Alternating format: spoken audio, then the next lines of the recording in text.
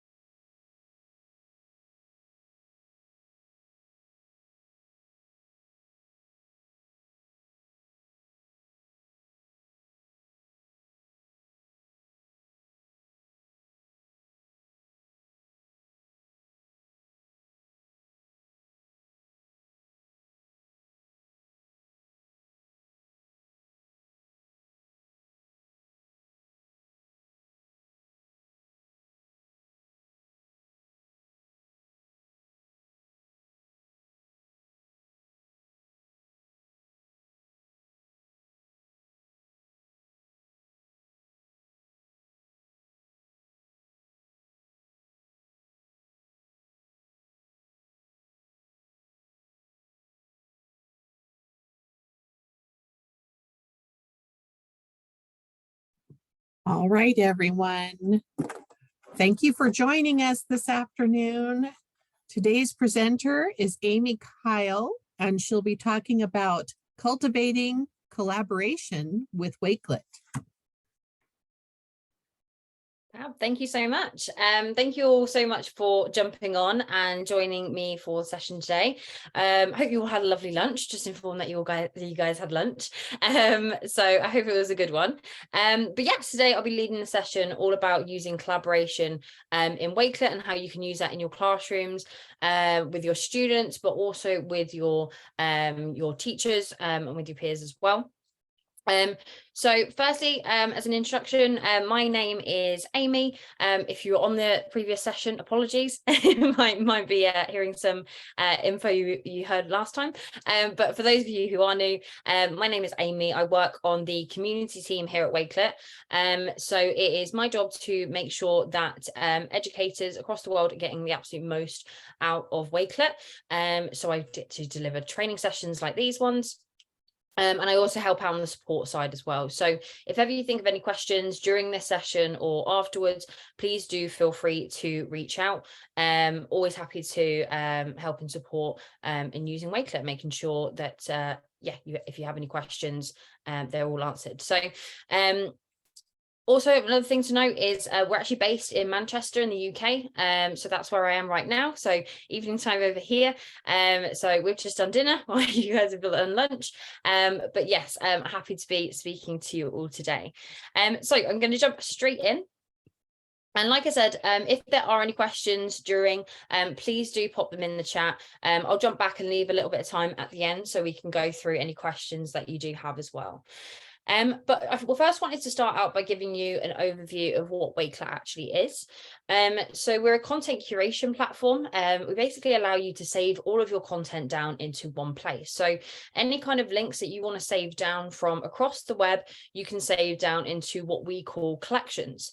So all of the features that I'm showing you, it's completely unlimited. It is free to use. You can have as many of these collections as you like of these resources. And you can create as many of these collections and even use it with your students absolutely for free. We do have a paid district plan. So if you want to know more about that and you want to look to roll out Wakelet across your school and district, we do help with rostering and analytics and PD and things like that on that side. And a couple of extra features there, but everything I show you, you can sign up to wakelet.com and it's absolutely free to do so. You aren't going to reach a certain limit or anything like that. And it asks for a payment or anything. It is free and you can have as many of these as you like. So this is a collection here, and this is a resource collection I've put together for this session. So I will share this out into the chat, so you've got that link afterwards. But for now, I just want to jump back into the user library that we have here. So this, when you sign up to Wakelet, this will be the page that you kind of greeted with. You may not have all these collections, well, you won't have all of these collections to start with, but it's super easy to start creating collections here. And within these collections, like I said, you can really make it visual for your students, for your teachers, whoever you're sharing that out with, and really deliver all of that content, but very much contextualize it and deliver instruction with those as well. So we have the ability to put in YouTube videos, and they will play within your collections without the ads as well. So it's really handy for any presentations or if you are sharing that with students. You can add any kind of articles or anything like that. A really cool thing about this as well is that you can kind of edit and manipulate the items that are in there. So again, if you wanted, it will pull through all of this information for you just simply by copying and pasting it in. However, if you wanted to change this, make it your own a little bit more, deliver a little bit more instruction or make it clearer for your students, you can do so that way as well. So you can change the image it pulls through, you can change the title and even description there as well. Maybe you want to put a few bullet points of what you want people to think about when they're reviewing the article. It's entirely up to you, and you can very much display and showcase the resources you want to in your own personal way. You can have images in there, text as well, any kind of social link. So if like me, love the Twitter, great resources out there. You can put any tweets in there, great for showcasing or recording any events, or if you know there's a particular topic that a particular user shares some great resources about, you can collate all of those resources together. Anything, Instagram links, Facebook links, podcasts, anything you like, you can save down into a Wakelet collection. And then a really great thing about this, like I said, it is a case of simply copying and pasting it into this little bar here, and that will pull through that information. You've also got the ability to add text, images, bookmarks, just them PDFs, and with the integrations that we have here, you can actually search for content whilst you're in Wakelet. So you could be browsing and you can then save them down, but you can actually do that from within as well. And you'll notice that you can link up existing platforms that you have, so your Google Drive, OneDrive, Adobe Express documents, anything like that, any presentation slides you've done, you can pull those into Wakelet. So Wakelet is a really nice way to house all of those resources, house all of those items that you want to then display and tell a story with and deliver that content the best way for your students or your teachers to get the most out of those resources. So really easy to do in terms of sharing those out. Once you've put something like this together and you want to share it, you can go to the share option just here. One thing to note, your collections by default are private.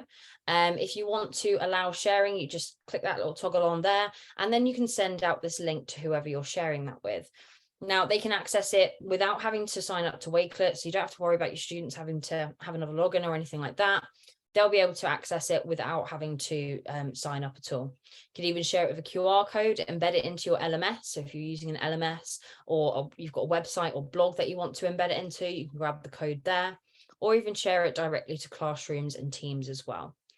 So you can also publish it to your profile. So if you wanted to make this public, that would then appear in your public profile, and you can access this by going to this top corner here and going to your public profile. And what this allows you to do is actually organize multiple collections, create almost like a mini website for either yourself or to house lots of resources, like a resource hub that you want to share out with teachers or students.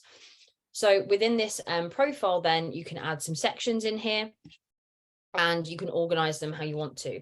And then it makes it super easy to share multiple collections at once. So rather than having tens of links in an email, tens of links in a document that you're sharing out, you're now sharing out with just one link all of the different links that are in these collections as well.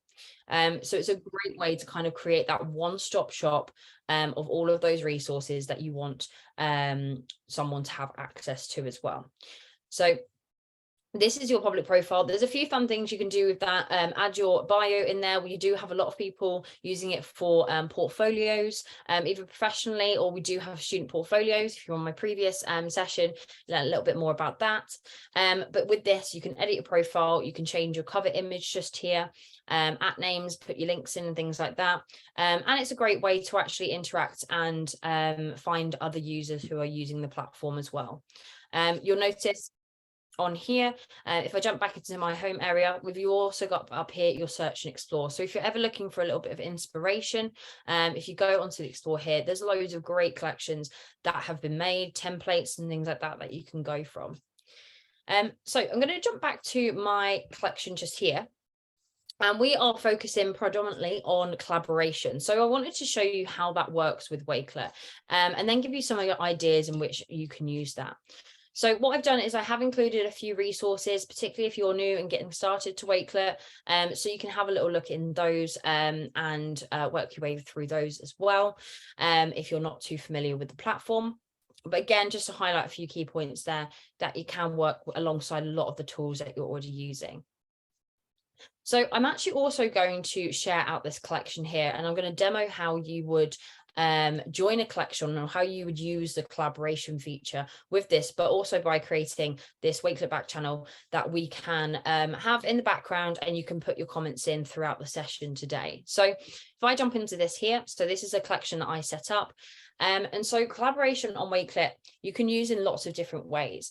One of which could be something like a back channel or a kind of live class discussion. And what you could do is you can put your title in, put a bit of a description, or maybe use that as a bit of instructional as well, especially if you've got students using it. You could put in a few steps that they need to take to join this collection. And then even put a bit of instruction in here. Now I've got this set out as a mood board. If you ever want to change the layout, it's just that icon up here. And then you've got the different layouts that you can access just along here. And I think mood boards are really great for that kind of visual class discussion, or even kind of throwing in lots of ideas and things like that. It is very visual. It's kind of like the mood board layout. So a really good one for collaboration. Same with columns as well, but a little bit more of an organized way to do that as well. But I've put that in there. And so when you've put something like this together, maybe you want to pose a simple question to your students. How is your day going? Anything you like. Maybe there's a book that you're reading together and you want to hear their feedback on it. You could set this up at the beginning of a lesson and start getting those discussion points going that way. So I'm going to go to the share option again. And so I'm not actually going to use this link because this is to allow someone to view my collection. So that's view only. But if you look just below, there is an option to collaborate now. So if I grab that link, and it works in a very similar way. So what I'm going to do is I'm going to show you how that works. So if I don't have a Wakelet account, so I'm going to go into a private window here and just showcase what this would look like if I'm a student or a teacher joining this collection without an account. So I'm simply going to follow that link that you've shared out with me. Now, it's not going to prompt me to sign up. All it's going to prompt me to do is put my name. And that's just so the person, the owner of that collection, you know who is adding what content. Now, what I can do is now, rather than just view this collection, I can actually add to this collection. So I could paste in links, I could add some text in there, I could add an image, graphic, or anything like that, an infographic. I could submit a PDF. Maybe I've done some work on a PDF. It's really great for submissions. Or I could even connect to my drives just on here. You'll notice it doesn't have full access to all of the integrations, and that's because I'm not verifying that I'm 13 or over. Therefore, some of the integrations do have that age restriction on them.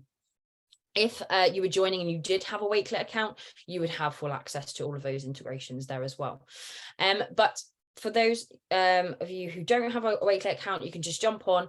And what I'd love for you guys to do is actually join the collection, and throughout this session, let me know of any ideas, thoughts, takeaways from the session that you'd like to share. Maybe either from this session or a previous Wakelet session. Let me know what you think of Wakelet so far, and possibly some ideas and ways that you think that you might use Wakelet in the future.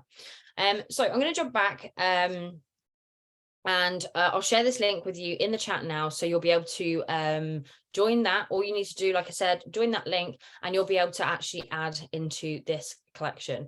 If you do want to do any kind of graphics or anything like that, that's fine, but predominantly text, just to give a few thoughts and updates on there as well.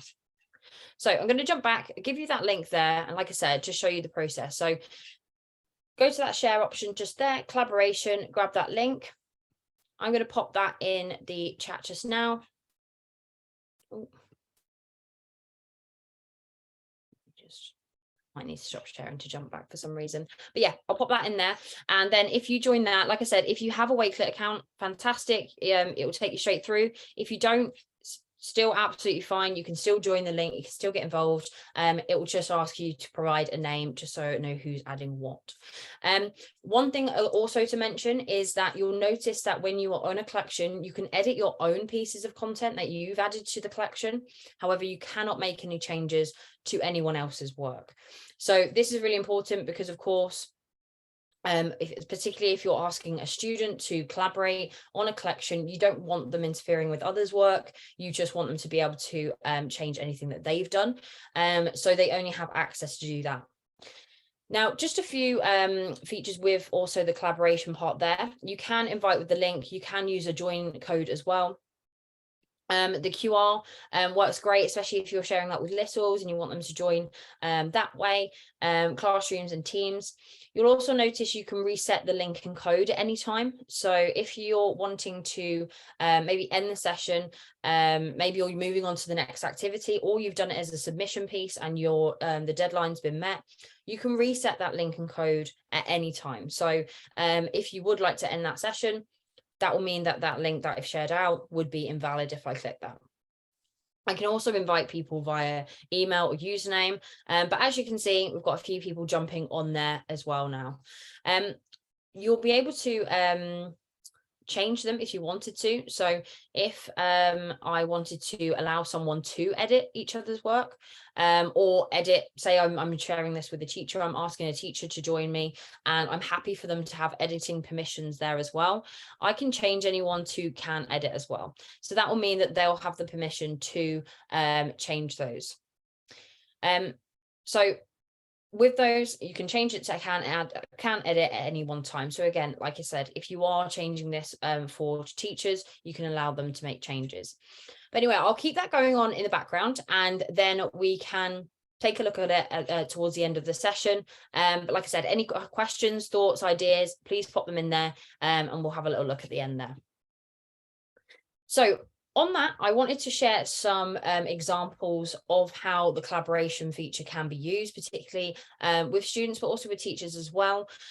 So group presentations are a great way for students to use Wakelet. I mean, just doing a presentation or research project in general is a great way for them to be able to use Wakelet. And what this teacher has done is they have invited 4 students to work on this collection, and they have built this collection together. So they're all able to work on this together and build and have their own input. And then eventually at the end, they've got the product of an actual presentation that they can use. So like you notice, I was using a collection to actually present this session. It's a great way to be able to sort of like give that storytelling way of delivering that content. So it's a great way to use it as a presentation. But you can see there's some text in here, some introductions, some graphics that they've added. You'll notice on the pieces of text as well, we do have the Microsoft Immersive Reader tool built in. So if you are sharing a collection, but whether it's collaboratively or whether it is just sharing it for someone to view, they can access this at any time. So if you are sharing that with anyone with visual impairments and you want them to change, or they want to be able to change the text size or backgrounds and things, they can. And you can even translate language there as well. So if you are sharing that with someone who speaks another language, they'll be able to access this content as well, and they'll be able to understand and read the instructions you've put in there. So as you can see, these are all different items added by different people. You'll notice it doesn't have who added on what on this, and that's because it's not my own collection. So if it was my own, I can see who's added what. However, with this being someone else's, they can see it, I can't. And that's so when you're putting that together, it's almost brought all together as one collection. You've got images and infographics here. One thing I love about this is they actually did part of the project as doing YouTube, showcasing some of the research and things that they've done. So they were able to put those in there as well. And like I said, it just gives it in one place that they can all work and collaborate in one space together as well. And at the end, they've put together a great presentation that they can then share out in class or share with their peers as well. So that's a really great way that you could use that with your students. This is a really lovely idea of using this actually across your district as well. So Lois Alston is one of our fantastic ambassadors, and she uses it for larger collaboration projects, particularly ones that she's done across schools and districts, because as a tech coach, she visits lots of different schools, and she loves finding new ways to kind of bring them all together and also give them a place to showcase what they've been doing across different schools as well. So this is a Day of the Dead door contest that they were doing, and what she asked is, she sent out that collaboration code, and they were all able to input their images of the doors that they've done for the competition. So it's a really nice way of the school being able to see what each other has been up to. It kind of promotes that friendly competition as well. You can share this with parents. So once you've got this final product, it's a really nice one to send home for parents so that they can see what the students across different schools in the district have been up to as well. But it's a really fun, simple idea. But again, it just brings all of those in together, and they can see what's been produced here as well. So again, a really nice way to be able to bring together everyone's work and showcase and highlight that. And you could do that with any kind of project. It could be an event going on around. It could be absolutely anything that you're wanting to showcase, any displays that have been done, or even just any great mentions. What you could put out is something collaborative. Send a collaborative link and say, put your week's highlights in there, and then you've got all the highlights from different schools going on, and you can see what each other's been up to that way as well. So it's a really nice one, like I said, also to send home to family. And that was simply done again by setting up a collection like I just showed you and sending out that link. So it's really easy to get them involved. They don't have to have a Wakelet account to be able to do that. We also have a lot of librarians using it as almost like providing a virtual or digital library, using it for book reviews. So breaking it down using the column layout, just like this one here. What you've got is the books just here, image of that and who it's by, but then you've also got these reviews underneath as well. So you could do this really nicely collaboratively. You could ask people to join that, add their own ideas and thoughts about a particular book. It could just be one, but it could be as full as this one with lots of different genres, with lots of different books in there as well. And you could build something like that over time. It wouldn't have to be a one-off project or anything like that. I've seen some great collaborative collections where maybe a column for each student who's working on a particular area of a project or doing some kind of research on a particular area. They each have their column. You can ask them all to join. Then they submit their work into different columns. The column layout is a really great way to organize that content. And you can have as many of these as you like. You can add on as many collections, as many columns, I should say, as you like within that collection. So again, it's a really nice way to highlight different people's work, but have it also in one place for yourself as well. And if you're sharing this out with others, it's a great then one-stop resource for them to be able to access.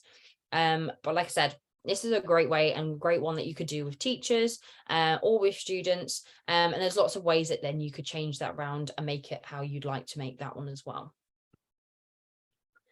A really fun one, and again, similar to what I have showcased, something like a class discussion, just to get your students a little bit more engaged and sort of thinking. Again, you could just pose a simple question, but you could do something like this playlist example. So Tisha on the team, one of her first collections collaboratively that she sent out to us all, or she asked us to pick a song that you would choose to enter a room with for the rest of your life. Like what song would it be? So this is a really fun one, but another great way of doing this is maybe creating a class playlist or something like that. With the festive season coming up, you could do something fun and collaborative that way. So you could ask everyone to input their favorite festive songs or anything like that, and they can then have that playlist and maybe play a song a day or something like that. But this is a really fun way, fun activity to get your students engaged and using it, something like this. So this Amy, is in the chat, Amy, there's a question about, is there integration with Canvas? So yes, fantastic question, thank you. So when you're sharing these collections out, you can actually embed a collection into Canvas. So if you wanted to use the embed link just here, so any collection like this one, if you grab that embed code, I'm not sure how it translates on the Canvas side. I know they have the ability to enter an embed code. And then what you can do is you can save these collections in there. This embed will still remain all interactive.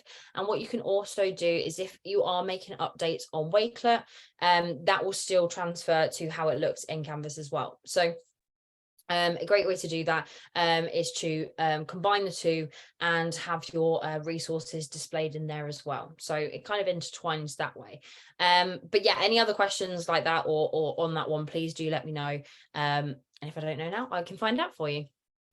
But yeah, thank you. The embed code does work. That I build Fab. the classes, so that does help. Thank you. Fantastic. Okay, great. So yeah, I mean, that's the great thing about Wakelet is it works very much hand in hand with a lot of tools. It allows you to combine them all together, but also showcase them across different platforms as well. But as you can see with this example just here, it's a really fun way for your students to get involved this way.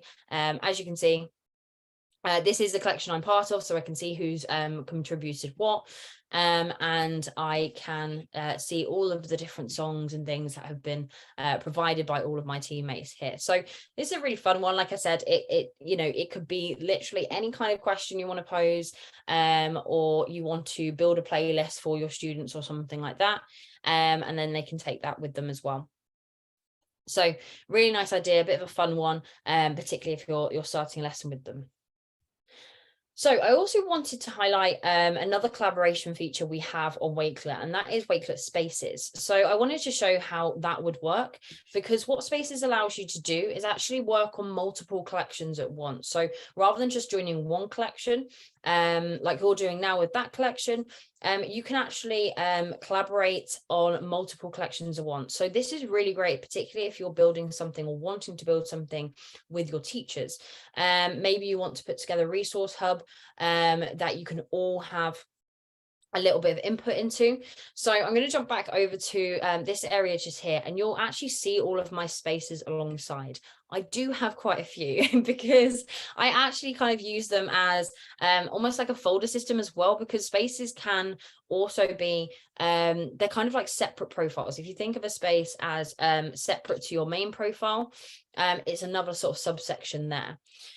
So with spaces, to create a space, go to add space just here. It'll ask you just for your name just here, and then you'll be able to change the icon in here and create that space just there. So as an example, I use as an example, I use this one with my team, and we had a project to put together some resources for anyone basically moving to Manchester. So we wanted to highlight different things to do, different restaurants, places to visit, places to go. So within this space, this is where we've all been working. These are all individual collections. And what you can do is when you've set up a space like this, you'll see here that you've got the settings and options here. But what I can do, I don't actually own the space, so I can't do that in here. My apologies. But what you can do is actually, once you've been invited to a space, you can now work in any of these collections. So it's a really nice way to then collaborate and use any kind of collections here.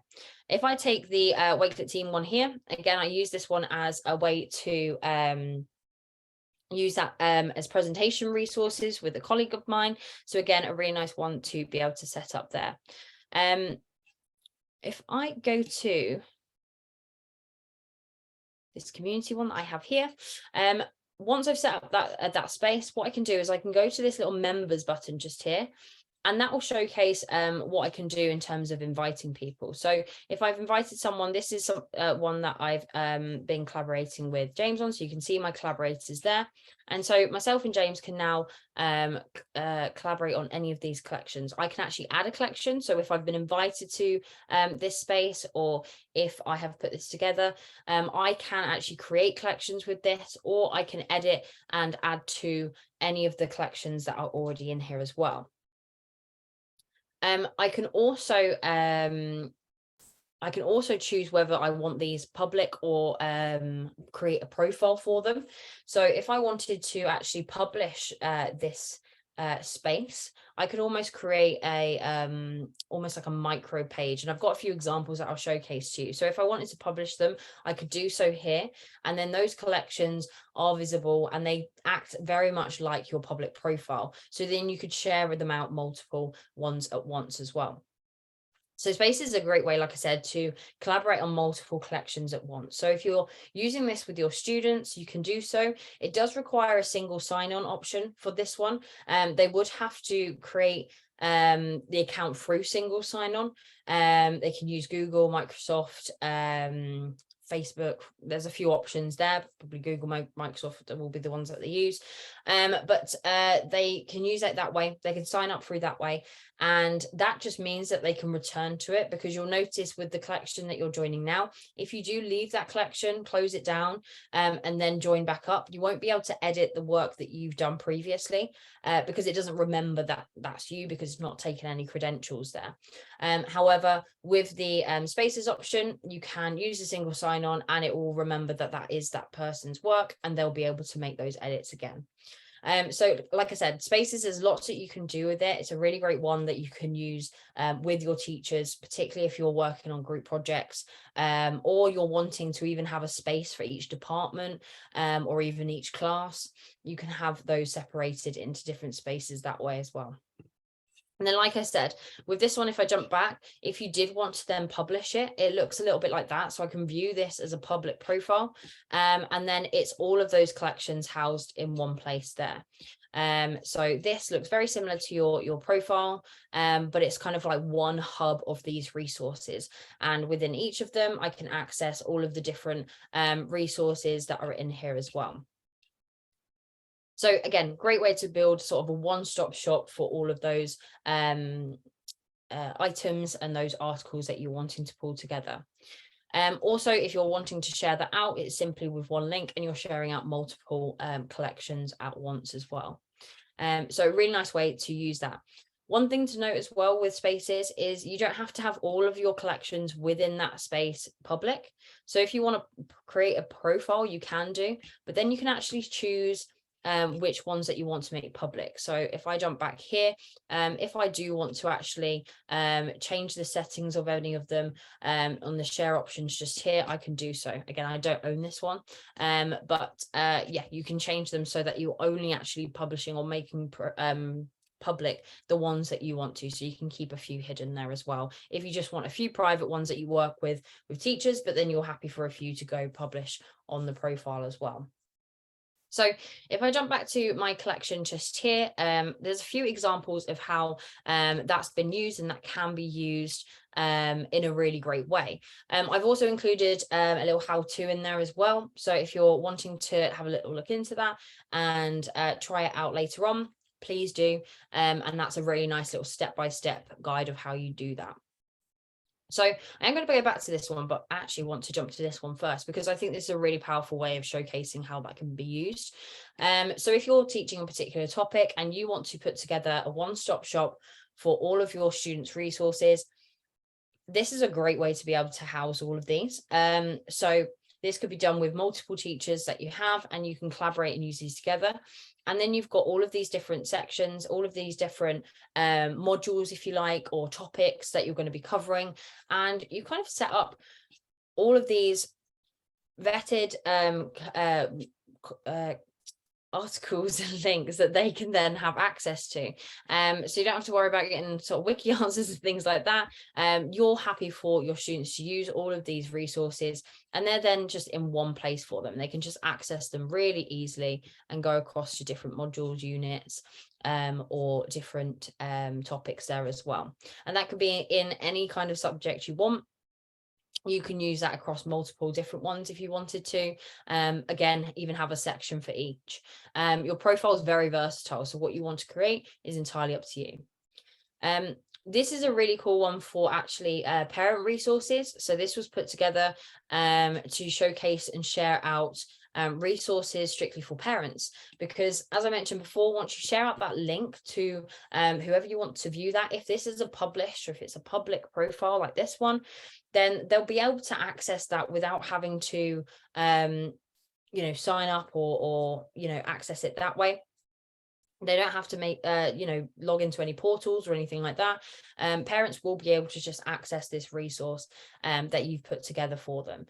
So again, really nice way to organize and showcase lots of different links there. And again, if you want to do that collaboratively, you can have other teachers working on this as well with you, and put them all in one place. But this really does enhance that sort of parent home and school communication, giving them this one-stop shop of all of these resources.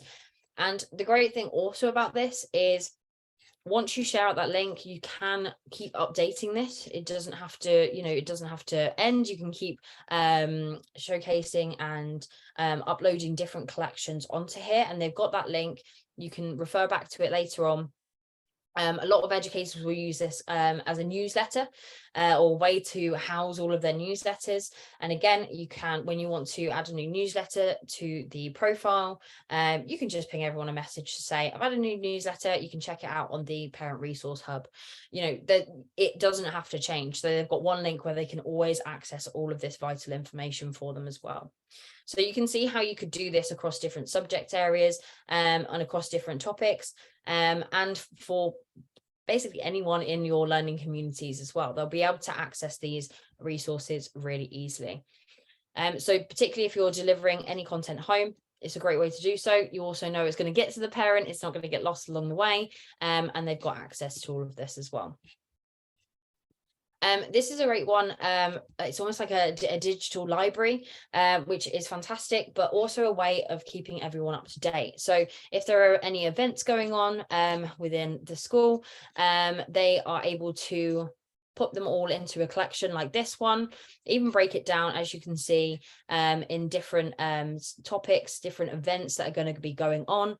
And they're able to see the resources for them, and even what they're going to be doing for those particular events, if they're doing something particularly special that students need to get involved in, or teachers, or even given the option to do so. So if there's particular events, providing some resources so that teachers can maybe apply that in lesson and build an activity around a particular event there. As you can see, different resources and events there, even library ones. I got a few tweets in here as well, but just a few links that they can all access, that they're able to look into as well. And like I said, it's a one-stop shop for all of these pieces there. So any kind of resources that you want to push out to your teachers, push across your school, they can have access to all of these as well. So this is kind of like your digital library, where they can access this. And we have a lot of librarians in the community using it for something like this, so they can display and put it all in one place. Because of course, even if you're tech coaching or delivering sessions, and you're delivering different training and things like that, you want your teachers to have that one place that they can get to and access all of these resources. And again, something like this, because it's almost like a microsite, like a mini website that they have access to, you can work together on this with a team as well. So another one that I wanted to highlight is actually one that we worked together with one of our ambassadors and Climate Action as well, to put together this book list for teachers. Again, a really nice way of having everyone in one place, collaborating, sharing their ideas, and then building something fantastic as a resource that looks like this, that then can be shared out to others as well. So if you go down, and this is another way, you can do this within Spaces, or you can do this on your public profile. You can make sections, and you can actually share out different resources across different sections and organize it how you want to as well.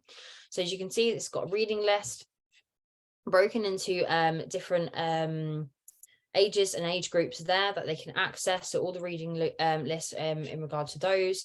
And it also has additional resources here. One of the ones I absolutely love is the featured activities. So these are all Wakelet activities that they can do with students. So you've got the book review one here, and it's actually built as a template. So one thing you may not be familiar with Wakelet is that you can build collections as templates. We give you the ability to actually allow others to copy it from, It'll always be credited, how you can see it here. However, this is a great one for sharing collections with either students or teachers, and having them actually work through this. So maybe you're putting together a lesson plan, an activity like this one, and they just need a little few like prompts and things, and you can share that out really easily. So in terms of collaboration, when you're sharing these for others to use, you can then save that down and use it later on, or just copy that and make a copy of it so that you can, you know, amend it, change it how you want to do so, and then make a version of your own as well. But there's some great ones in here. Like I said, I've included this in the collection there because it is a great resource and it's got a few fantastic ideas in there as well. But as you can see, really simple, really nice and clear and structured, but great resource for teachers to be able to very much make them make those collections themselves, and work from it in future as well. So there's lots of resources in there that you can have a little look into, and hopefully that's given you a bit of idea and inspiration as to how you can use Wakelet for collaboration. Of course, if you have any more questions about spaces and things like that, please do reach out. But I'm going to jump back to our collaborative collection just here and see if there's any comments coming through. As you can see, just coming through on here. So someone asking, is it easy to use? I believe so, yes. We pride ourselves on being super easy to use. There are some you know, web page like builders and things like that can be a little bit tricky, but because Wakelet is so versatile, you can use it for lots of different ways, and it's super easy to do. So if you're going to build a collection like this one, it's simply a case of going to that bar there and copying and pasting link addresses in there, or adding text, adding images, adding bookmarks, PDFs, or using that integration just there. And once you've done that, it's a case of going to that share. You can very much make these your own. We've got multiple layouts and design options. You can change your cover image. Again, it's for you to make very much your own, and then share it out really easily as well. So yes, we do pride ourselves on being super easy to use, but of course there's always support if you do need it. So if there is anything you're not too sure of, please do let us know, and we're always doing sort of training and sessions and things like that as well. So always happy to answer any questions about sort of the technical side, or how you can put something like this together. But when you're in your home area, just like here, it's a case of going to that create collection. It's almost like a blank canvas when you do, but it kind of prompts you along the way as well as to what you can build. Another really great one, particularly if you're getting kind of a top tip here, if you are starting to work on building Wakelet collections, and you're wanting to just start by saving down content, because sometimes you might not know what collection you're wanting to build just yet. And if you are new, you can just start by building up your bookmarks. And a really great way to do that is by downloading the browser extension. We do have it available on Chrome, Safari, and I always forget the other one. I have to double check. But you can download that on your browser. And what that means is you don't have to actually be in Wakelet to save that down. So if I wanted to just go to maps just there, like I'm on maps, and I wanted to save that into a Wakelet collection, I can do so by clicking on that little W in the top. I have mine pinned just here, and then I can save it to my bookmarks, or I can save it straight into a collection there as well. So if I want to save that to my bookmarks, I can then save that for later on. So you don't have to be in Wakelet to actually start saving down those bookmarks, just start to then build them later on as well.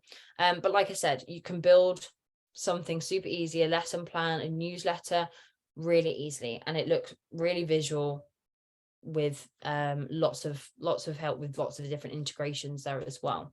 You'll notice if you go to the layouts and just here, the design options, I should say, you've got a few options in terms of what cover images you want. So the Unsplash library is a free library of copyright-free images that you can use. You can design it with Canva if you want to as well, choose GIFs from Giphy, or even upload any images that you have saved down already.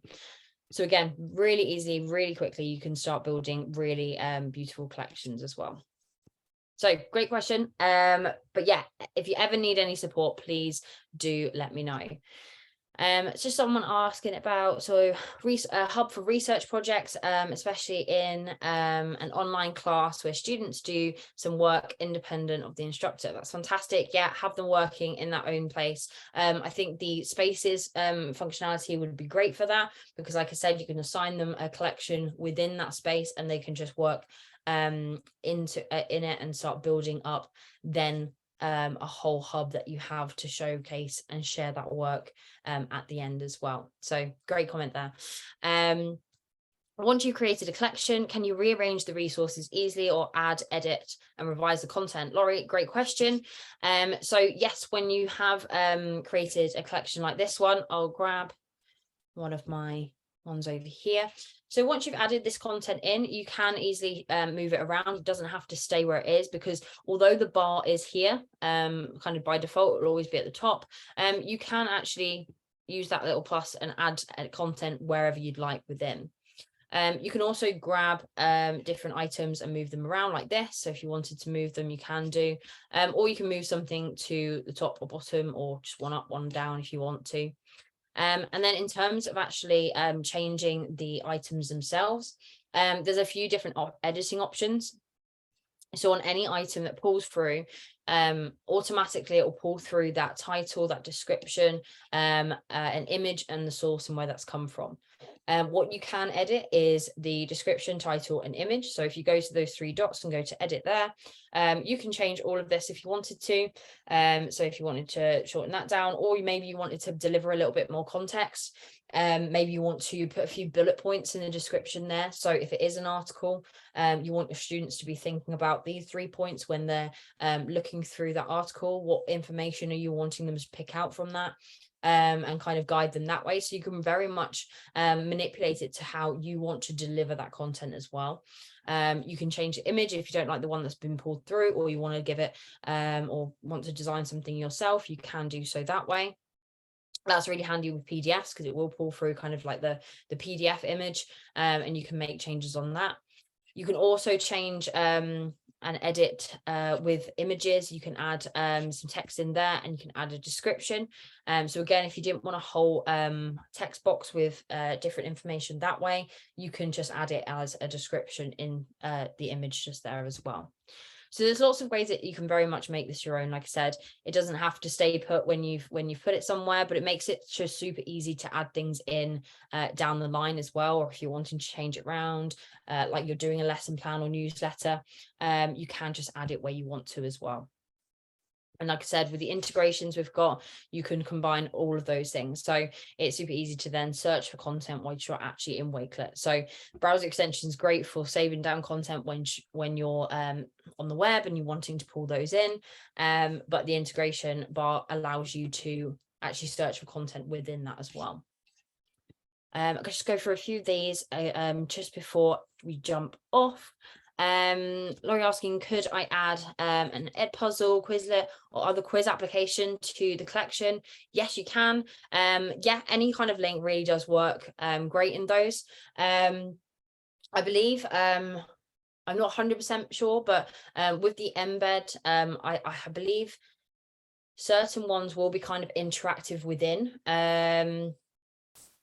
So it would just be a link, I believe, with this one. So will it the function just like it would if I sent a link? Yes, exactly. It's exactly the same link. Wakelet is hosting the links, so they'll still be able to follow it just like they would if you just sent it to them. It's exactly the same. If I wanted to put an invite link to a collection in a collection, then it would still invite someone to that collection. It would still do what the purpose of that link is to do. So with Edpuzzle, I'm pretty sure they're kind of embedded into collections as well, but I'm not 100% sure. I would have to check that with an example there. But what I mean by that is some integrations that we do have. You've got YouTube ones in here. They're all embedded, flip links.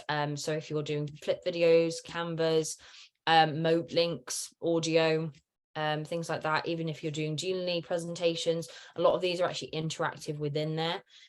Even Miro boards, so you can see the board and actually interact with this while I'm in the collection.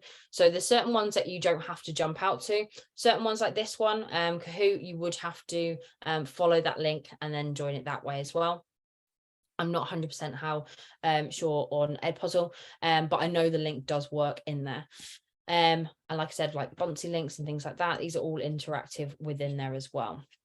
So lots of different links that you can put in there. Like I said, there's not many that I've come across that don't work within a collection.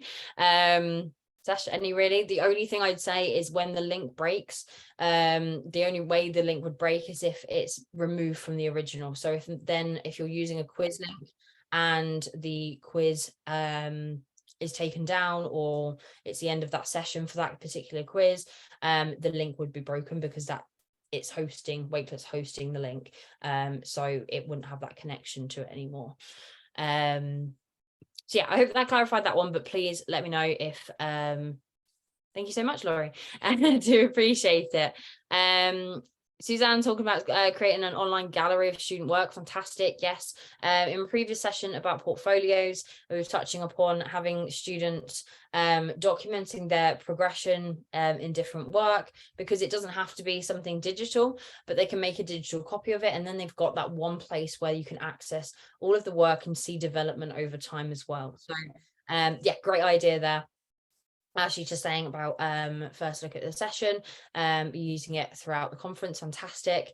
Really great to hear, Ashley, and if you have any questions at all, please do reach out. I love that you're using it for conference curation. There's so much information. You're going to sessions, lots of them, and taking in a lot of information, so being able to save them down to one place and then kind of like having some downtime later on to go through them at your own pace, and then kind of sort them and organize them how you want to, and then share them with others in future, is a great way to use Wakelet. So yeah, thank you so much for joining. I'm glad you're finding the benefit there as well.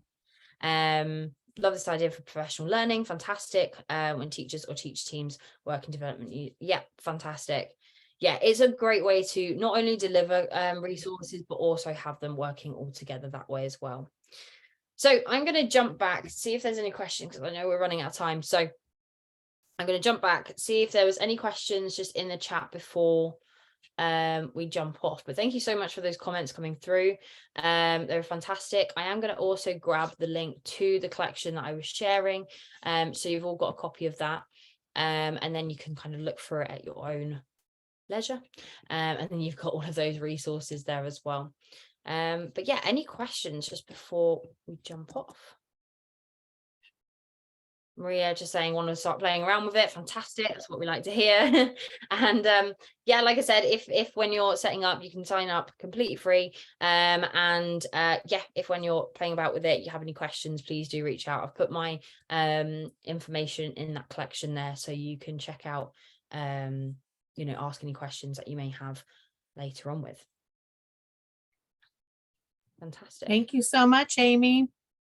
Thank you. It's been an absolute pleasure. Thank you all so much for spending your time with me learning about Wakelet, and enjoy the rest of your conference. But thanks so much. Thanks, everyone. Bye-bye.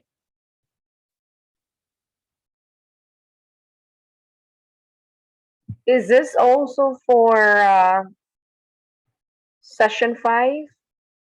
We will just start the pair deck Okay, okay. Does I said as why soon is as it our that we presenter jumps in. okay, okay. Thank Yes. you. Uh-huh.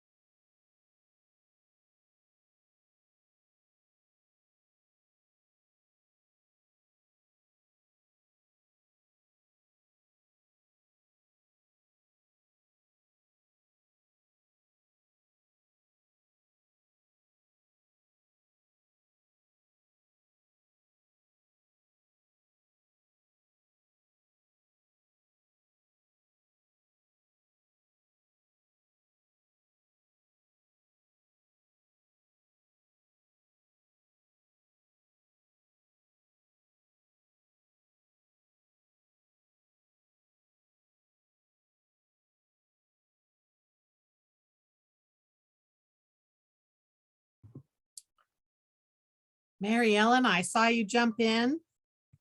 Hi, how are you? We're really good. Good. Everyone, this is Mary Ellen Yonker, and she is going to present Pear Deck 101. Awesome. Now, are we starting now or are we going to wait until quarter till? Can we wait 4 more minutes because Yes, people are yes, still perfect. jumping on? That's what I thought. Yeah, we'll wait. Thank you. Sure.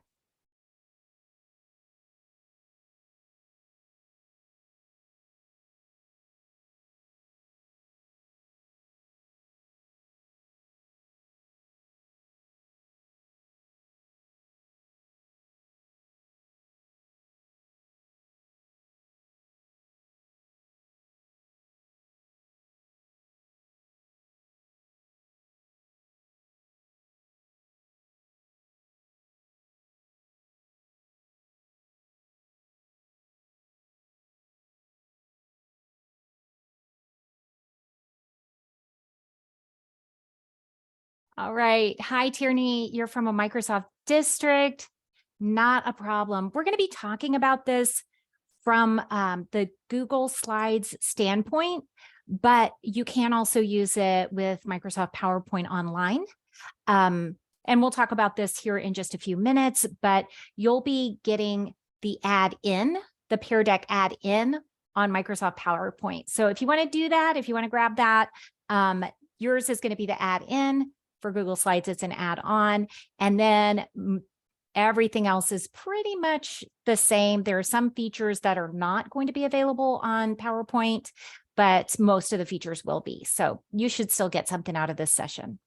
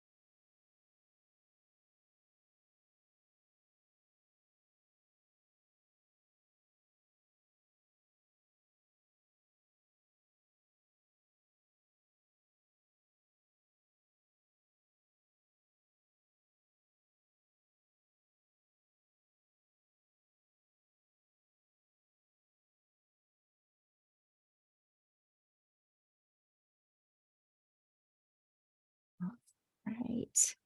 We'll give it another minute here, giving everybody the chance to transition into the next session.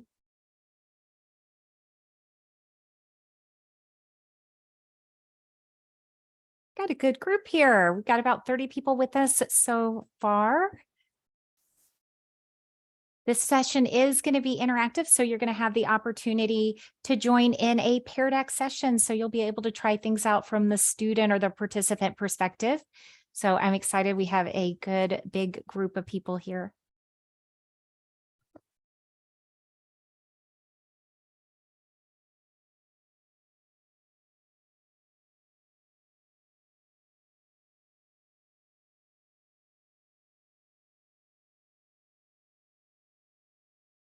All right. We are right at our start time, so let's go ahead and get into it. This is Introduction to Pear Deck for Google Slides. For my Microsoft friends, you are still in a good place. You can also use Pear Deck with Microsoft Online, Microsoft PowerPoint Online. We're going to talk about how to get the add-on here in just a second, but for you, it will be an add-in. So let's go ahead and get into it. My name is Mary Ellen. I'm one of the product trainers for Pear Deck. I started my career back in 1990 as a classroom teacher. I taught 3rd grade. I taught middle school. Then I became a librarian. I was a librarian at pre-K all the way up to 12th grade for a number of years. Then I took on the role of technology specialist, managing hardware, deploying software, providing support and training for all of those resources to my staff, to my students, and at times to the parents as well. So I am really excited to be here to share Pear Deck with all of you today. Now, if you are not familiar with the power of Pear Deck, we are on a mission to deliver powerful learning moments to every student every day. So whenever you use Pear Deck, that is our mission. That drives everything that we're doing. Pear Deck was originally created by two educators that had one-to-one devices in their classrooms.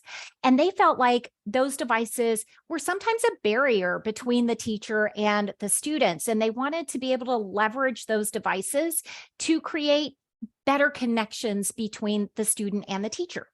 So they came up with Pear Deck because they knew for students to have these powerful learning moments, they do have to be engaged, they have to be participating, they have to be processing. And sometimes as a teacher, it's hard for us to know if that's happening.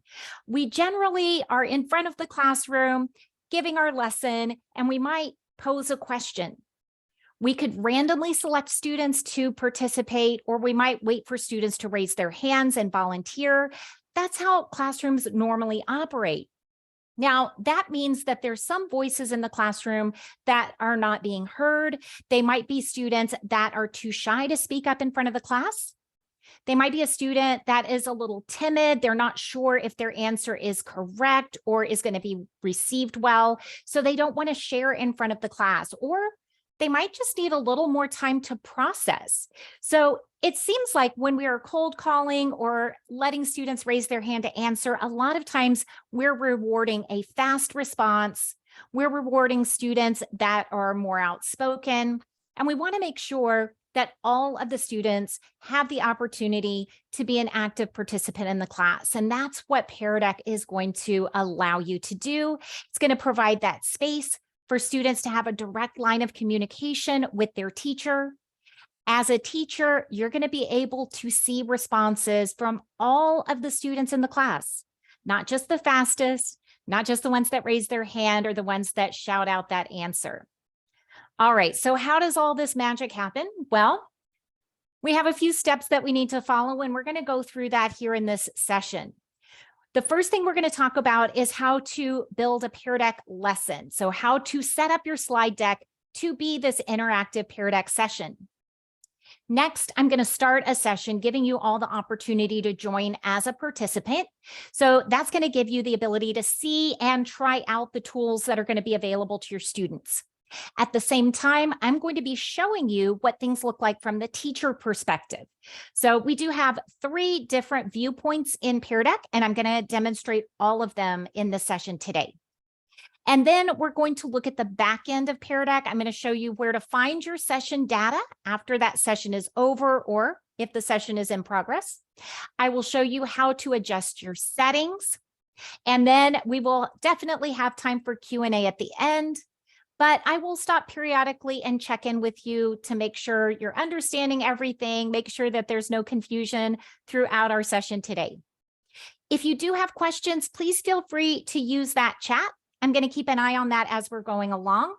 And to start things out, I want to go ahead and share with you this notes document. Let me change this. I want it to be in template preview mode. There we go. So if you would like some notes to follow along with what we're going to be learning today, you can click on the link in the chat.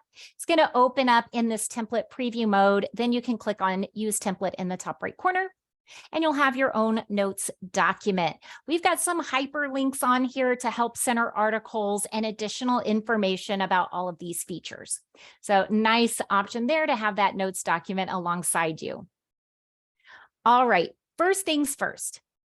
In order to make your slide deck, Pear Deck, and interactive, you do have to make sure you have the Pear Deck add-on or add-in.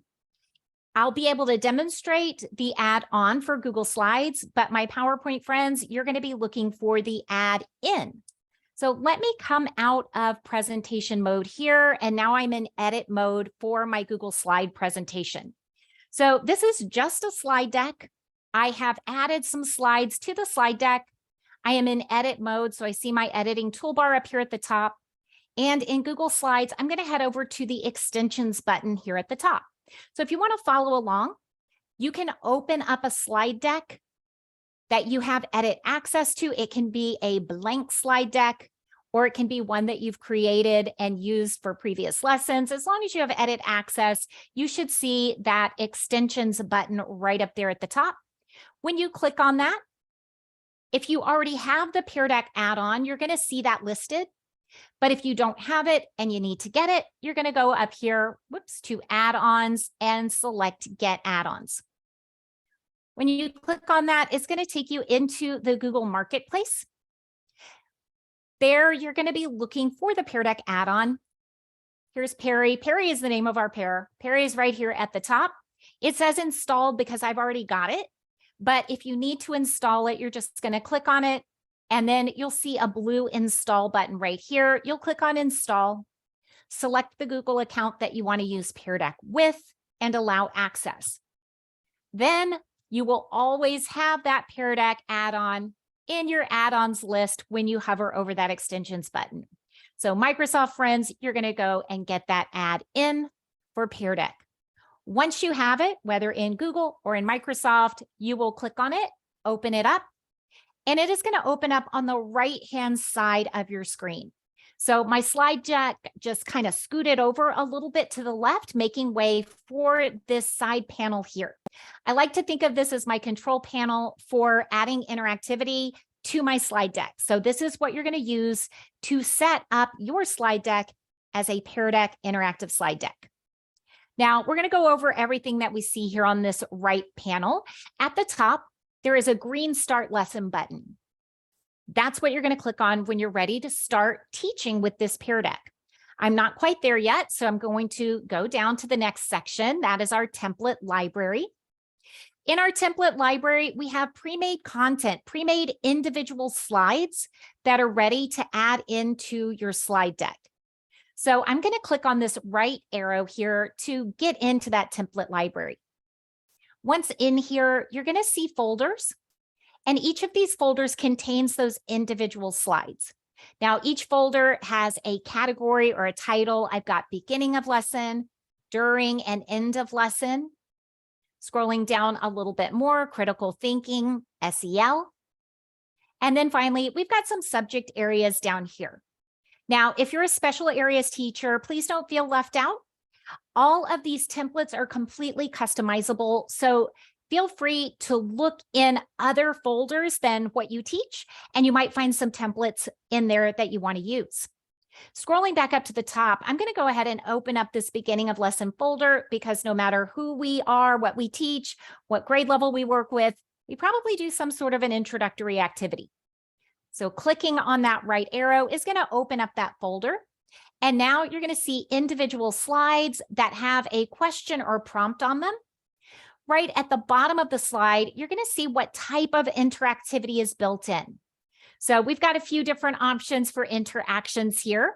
Once you find a slide that you would like to use, you click on it one time. Pear Deck is going to copy it into your slide deck. Once it's in your slide deck, it is your copy. You can make any changes or modifications that you need to make.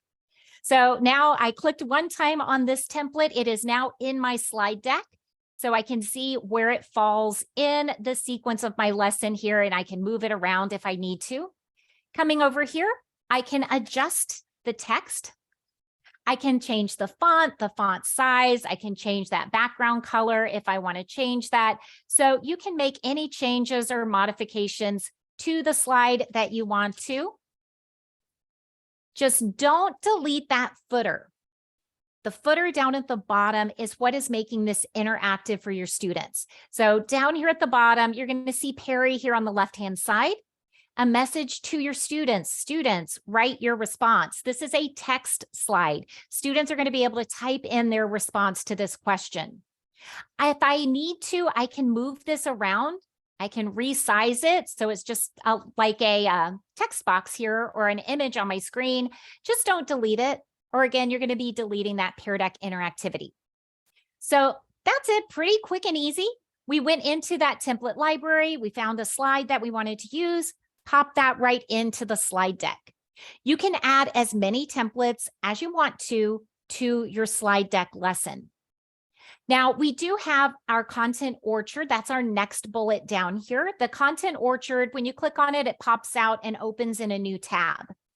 This is where you're going to find full slide decks, so complete lessons that are ready for you to use, ready for you to take and modify as needed. We've got some topics right here at the top. We do have some collaborations. Our newest one is with Soundtrap, but we also collaborate with Adobe, the Boston Museum of Science, Newsela, Newsomatic, Flip. We have Be Internet Awesome, PBS. So lots of great collaborations here. You can click on See All and go through all of those complete lessons that we have available for you. Now, right under that, we have our next area that is Ask Students a Question. So if you have created a slide and you want to add Pear Deck interactivity to that slide, you can use one of our 6 different question types. So let me head over to this slide right here. All right, this was just a static slide. I went in and I inserted a new slide. It was blank. I came in and added that background color.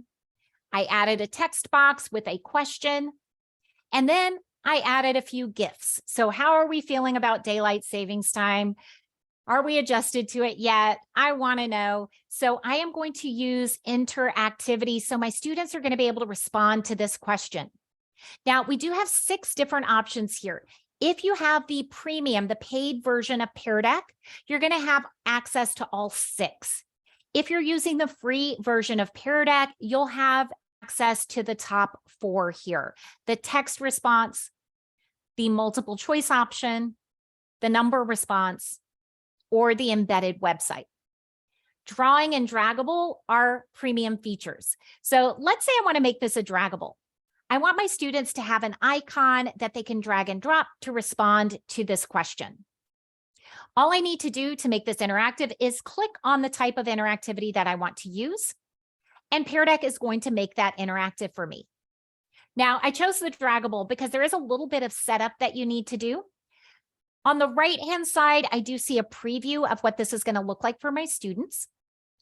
There is a red dot, and I can see the size of that dot in relation to my slide, and I can make it larger or smaller as needed. On the left-hand side, this is where I choose the draggable icon that I'd like to use. From the drop-down, I have different categories. Within those categories, I have different icon choices, and you can choose any icon from any category, and you can even change the color of that icon. You can add up to 5, and they don't all have to be the same. They're going to default to the same icon choice, but you can come through and you can choose a different icon, and you can choose a color for that icon if you want to. All right, for this question though, I just need one icon. I'm going to leave it at that check mark. And then when I click on Update Slide, Pear Deck's going to make that interactive for me. So now I've got the slide that I created from scratch, and down at the bottom, I've got that footer letting me know, letting my students know that this is interactive. It now says students drag the icon, and they can see the icon that I've chosen, the one I set up for them. Now, my students are going to be looking for that icon here on the right-hand side of their slide, similar to what it looked like in the preview, and they're going to be able to click and drag it to the GIF that represents how they're feeling.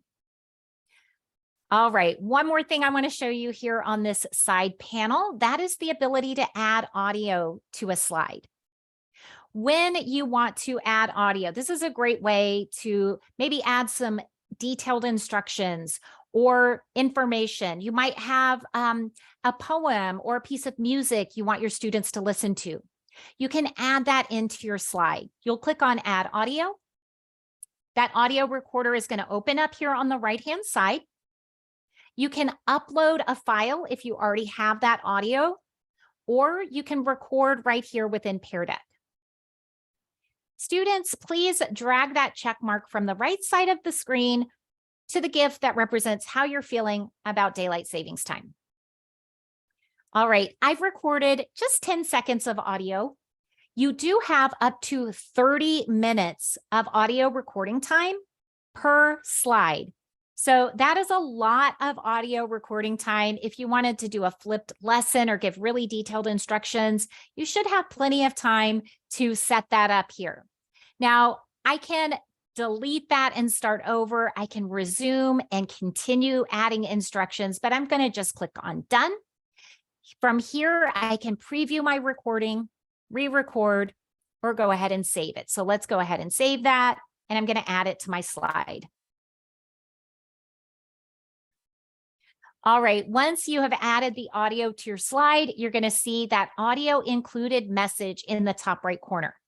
So much like this footer, don't delete it, but you can move it around if you want to. You can actually make it bigger or smaller. And I'm going to go ahead and put it down here in the lower right-hand corner because my students are going to be looking in the lower right-hand corner for this little headphone icon. That's how students are going to be accessing this audio file. And I'll show you what that looks like here in just a minute. All right, so that's it. Here on this right-hand side, this control panel, you can add interactivity to your slide deck by using our templates or setting up your own slides and adding these interactive questions or audio to those slides. Is everyone practicing in Pear Deck or are we just watching?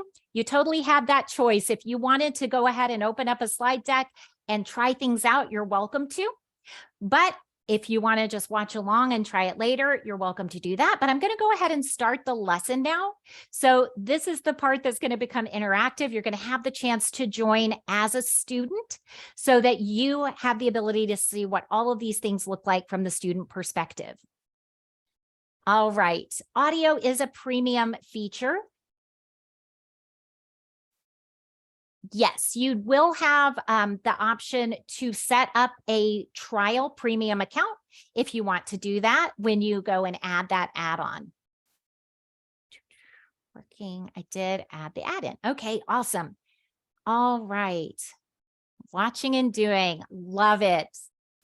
I am going to go ahead and start this lesson so that everyone is going to have the chance to join as a student. So when you are ready to start a lesson with your students, you're going to navigate to the slide that you want to start from, the one you want your students to land on when they join your session. So I'm going to come right back here to this slide. Click on Start Lesson here on this side panel. And then Pear Deck is going to give you the option to start the lesson as a student-paced or a self-paced activity for your students or instructor-paced synchronous activity. So I am going to start as instructor-paced, get that lesson started as we walk through some things together. Then I'm going to switch to student-paced. So you can change the mode of instruction as you need to throughout your lesson. So I'm going to click on this instructor-paced option. And now Pear Deck is loading up my lesson for me. Now, we do have 3 different views of Pear Deck. This view here on the back in this large format is our presentation view. This is the view of Pear Deck that you could share in your classroom on your projector or smart board. If you have virtual students, this is the view that you can share on your shared meeting screen like I'm doing with all of you today. The other view that popped up down here, this is our teacher dashboard view. This is for the teacher's eyes only because this view, I like to think of this as my virtual walk around the classroom. This view allows me to peek over my students' shoulders so I can see their work in progress. You're going to be able to see the name of the student attached to their work on this teacher dashboard. On this presentation view, all of the student responses are anonymous, which makes it really nice. That way you can just allow student work to be displayed anonymously to the class. All right, down here at the bottom of my presentation view, I've got some controls. On the left-hand side, I can expand out the thumbnail images of my slide deck. So if I need to jump around, that's an easy way to do that. If I have notes attached to any of my slides, I'm going to be able to view them here. Or on that teacher dashboard, you're going to see your notes. In the center, I don't have any responses yet because I haven't told you how to join, but we're getting there. When I have those responses, I can click right here and share my student responses. I can lock student screens, and we're going to get to this new prompt button as well. So I'm going to head over to this 3-dot menu. When I click on this on my presentation view, I have the opportunity to open up that dashboard view. So if it doesn't pop open for you when you start your presentation, you can always come here and open that up in a new window, or you can open it up on a second device. So if you happen to have a tablet, an internet connected smartphone, or maybe a Chromebook, you can head over to this URL. It's always going to be app.pear-deck.com/dash. Sign in to the same account that you're presenting with, and you'll be able to control your Pear Deck session from that second device. All right, I'm going to make this full screen so that I can open up my join code. All right, so now if you are ready for your students to join your session, you're going to direct them to go to joinpd.com and type in this code, RUVQNK. And if you would like to join as a participant, please head over to joinpd.com and type in this code. You also have the ability right down here at the bottom to click on Give Students a Link. It's going to copy that link to your clipboard, and then you can share that with your students. So I'm going to go ahead and drop that link into the chat as well. Makes it a lot easier for you to join that session. So the link is in the chat, or you can head over to joinpd.com to join that session. If you're a Google Classroom user, you can also click right here and invite your classes through Google Classroom. Okay. I'm going to go ahead and close that. Now that you have joined as a student, you're going to see our first interactive question. That is, what are you wondering about Pear Deck? And you're going to have the opportunity to answer that as a text response. Now, it looks like we've got 20 people joined in our session, and there's 40 people on the meeting with us today. So for those of you that didn't join as a student, I'm going to open up another tab. I'm going to paste in that link, and I'm going to join my own Pear Deck as a student. I love that you can do this. You don't need a separate username or account. You can join your own presentation as a student. This is a really nice feature, especially if this is new to your students. You may want to demonstrate to your students how to respond to these questions. So this is our student interface. The students are going to see my slide on the left-hand side of the screen. And for those interactive questions on the right-hand side, they're going to be able to respond. So they just start typing. And a really nice thing about Pear Deck is there is no submit button. As soon as the students start typing in their answer, you as the teacher will be able to see those answers coming in real time. So let me bring my teacher dashboard back into view here real quick so you can see those answers coming in on my teacher dashboard. See what I mean? This is like virtually walking around, peeking over your students' shoulders. Now I can see the name of the student right underneath their response. On the right, I've got a few options here. I can give feedback to a student.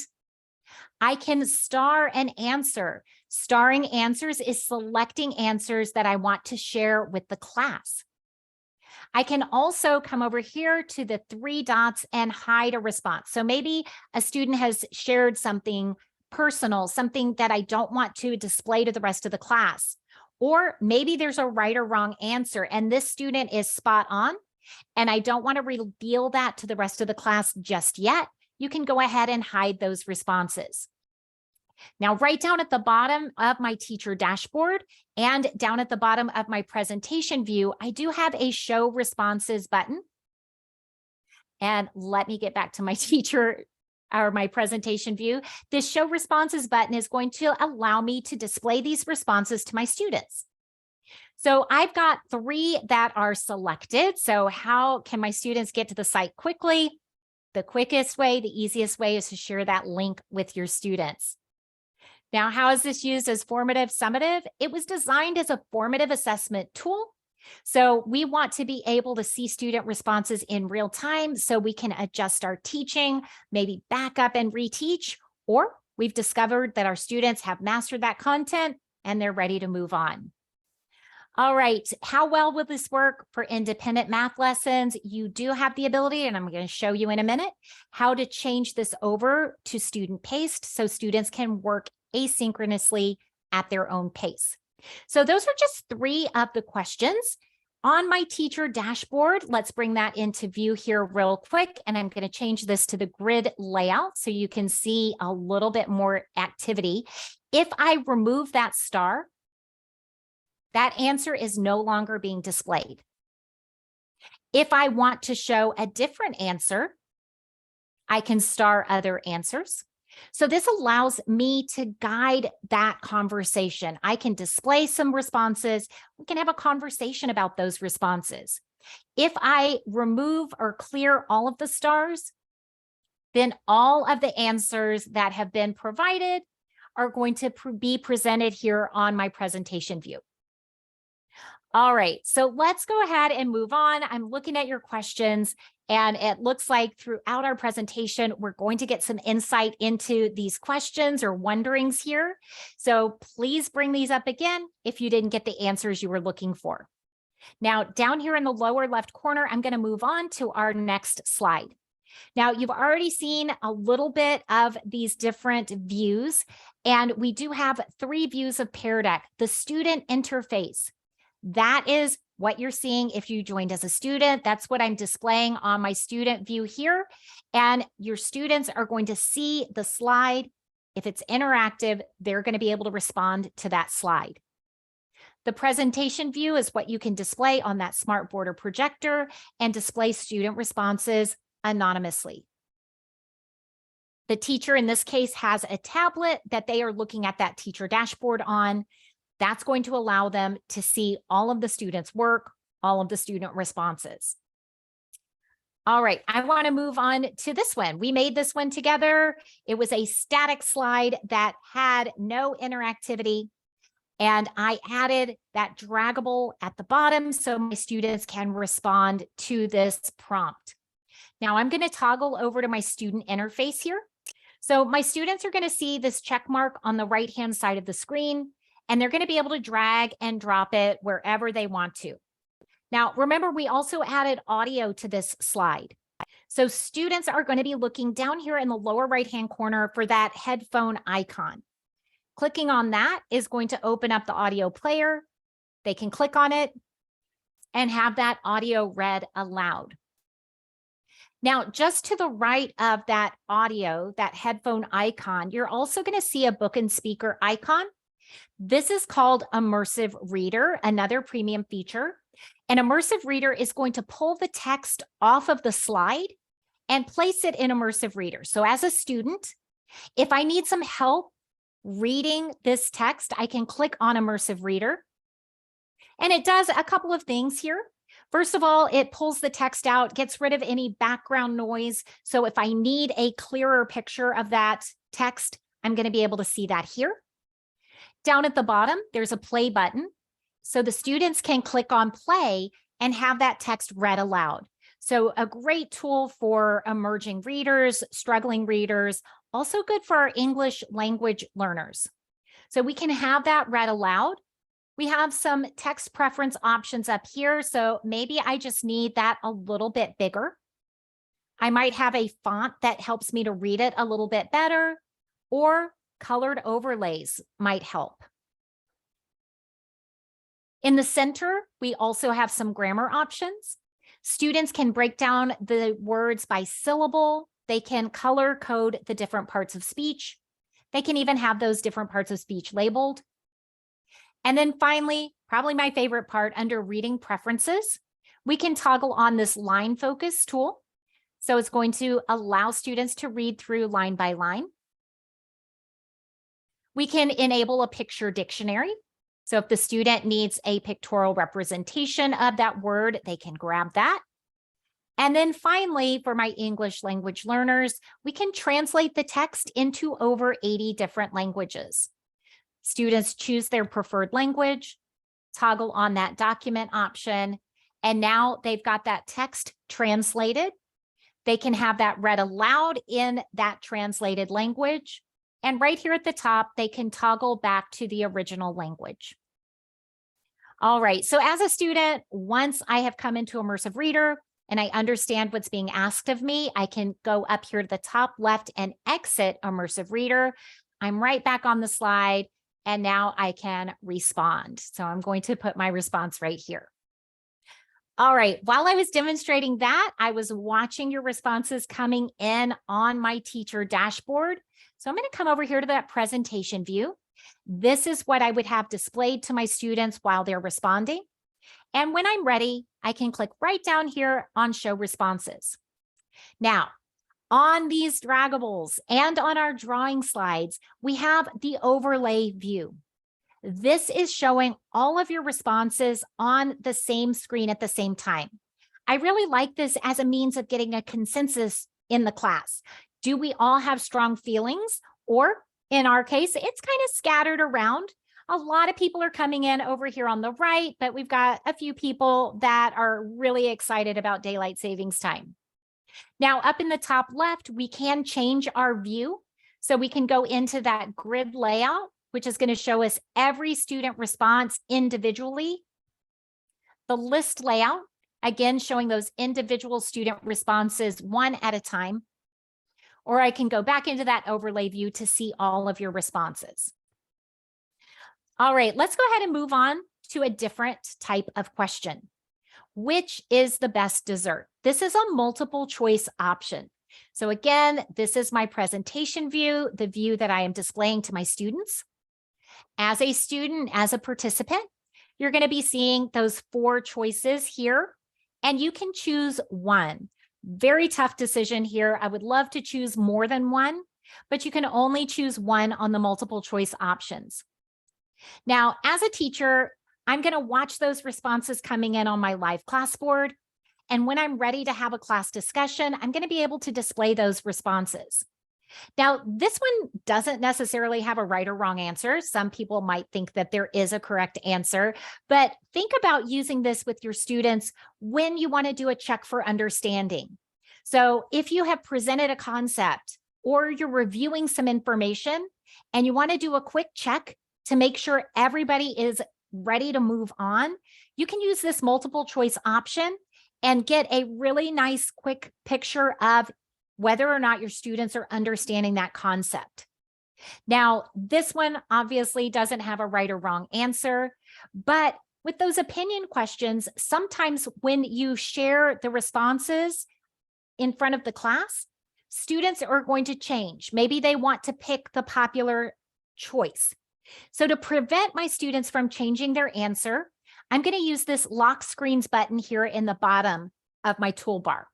When I click on lock screens, my students are going to see that the teacher has locked the response for that slide.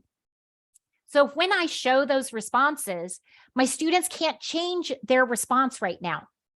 So I love this multiple choice question type because it looks like I've given my students a poll.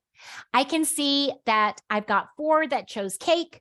Ice cream was a really popular choice, and we are even between pie and fruit. Again, I've got my different options here. I can go and see those individual responses. But again, here on this presentation view, everything is anonymous. If I bring that teacher dashboard back onto the screen, I still see that bar graph letting me know what responses my students chose. But if I hover over a bar on that bar graph, I do see my student name. So I know exactly which students gave each of these responses. So again, if there were a right or wrong answer, if you were checking for understanding, you would know exactly which students might need a little reteaching. All right. If you want to allow your students to adjust their answers, you can unlock those devices and your students will again be able to come in and choose a different answer if they'd like to make an adjustment. All right, this slide has no interactivity. I like to have this in here because I want to point out you don't have to have Pear Deck interactivity on every slide in your slide deck. Only when you need to collect responses, if you want feedback from your students, you can add those interactive pieces, but you don't have to have it on every slide. I also want to use this one as a transition. We're going to move from instructor paced or synchronous instruction to student paced. So maybe we were working together throughout the beginning of the lesson, and now I'm ready to let my students work independently at their own pace. Or maybe they are going to continue working on this outside of class. Either way, you can come down here to the bottom right corner to that 3-dot menu, and you can choose turn on student paced. When you turn on student paced, you're going to have the opportunity to grab a link. This link is for this presentation. You can share this link with your students. So if they are doing it for homework or outside of class, you can put that link in your learning management system or on your classroom calendar. So your students can come back, click on that link. They'll be able to pick up right where they left off. All of the work they've done so far is going to be preserved for them. Now, when I click on OK, got it, I am going to be on that slide. This is what I'm projecting as my students are working independently. On my teacher dashboard view, now as my students are working, I can move through the slides to check up on my students to see them working in real time. So on this first slide, these polygons, down in the lower left corner, you're going to see a blue silhouette on your teacher dashboard, and that is going to let you know how many students are currently active on that slide. So I can see that 3 of my students are working on that polygon slide. If I click on that silhouette, I can see the names of the students that are actively working on that slide. Now, if I scroll through, I see the name of the student right below their work. So I can see all of that work in progress as my students are working. There is the opportunity to go in and leave that feedback. So if you wanted to give your students some feedback as they're working, you can go ahead and leave feedback. It is one-way communication from the teacher to the student. Also, as they're working, if you want to start selecting or vetting those responses that you want to share with the class as a whole, you can go through and do that. Now, again, it looks like we've got a little more than half of you that have joined as a student. So if you joined as a student, feel free to work through the next few slides. You can stop at the jack-o'-lantern or the stop sign, either one, but you're going to have the opportunity to try out our different student response options.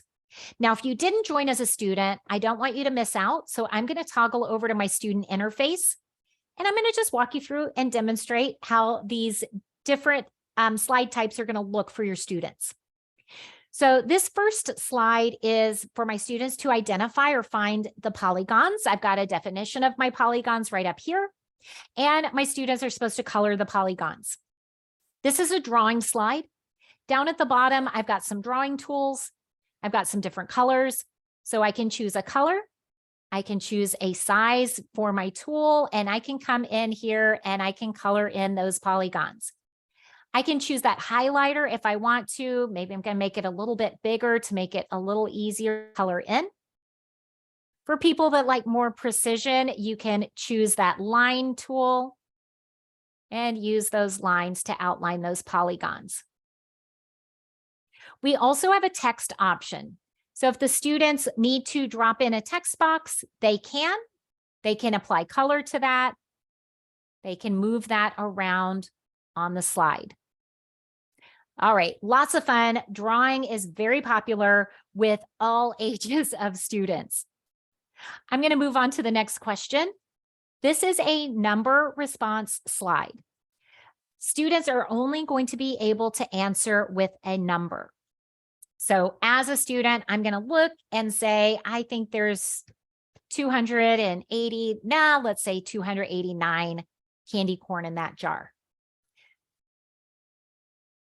This is an example of embedding a website into your Pear Deck presentation.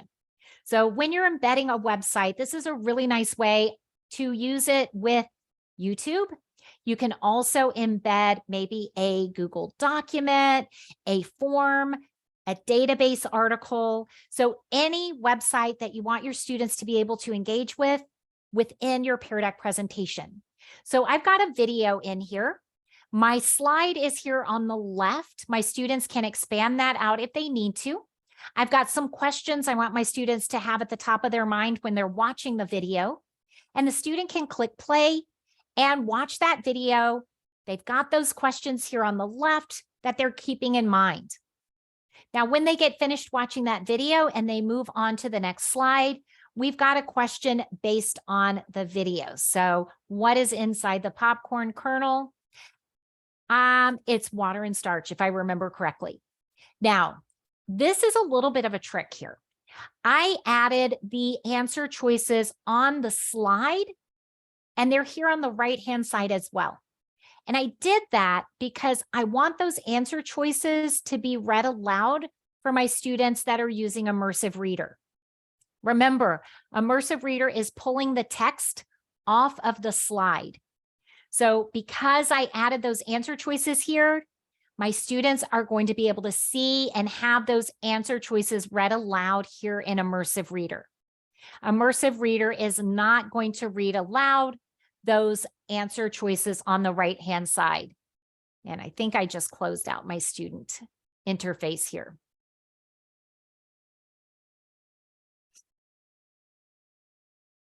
All right. Moving on to the next one. This is a place where you can share some ideas if you've been inspired so far in our presentation, thinking of ways that you might use Pear Deck with your students. Please share those here as well.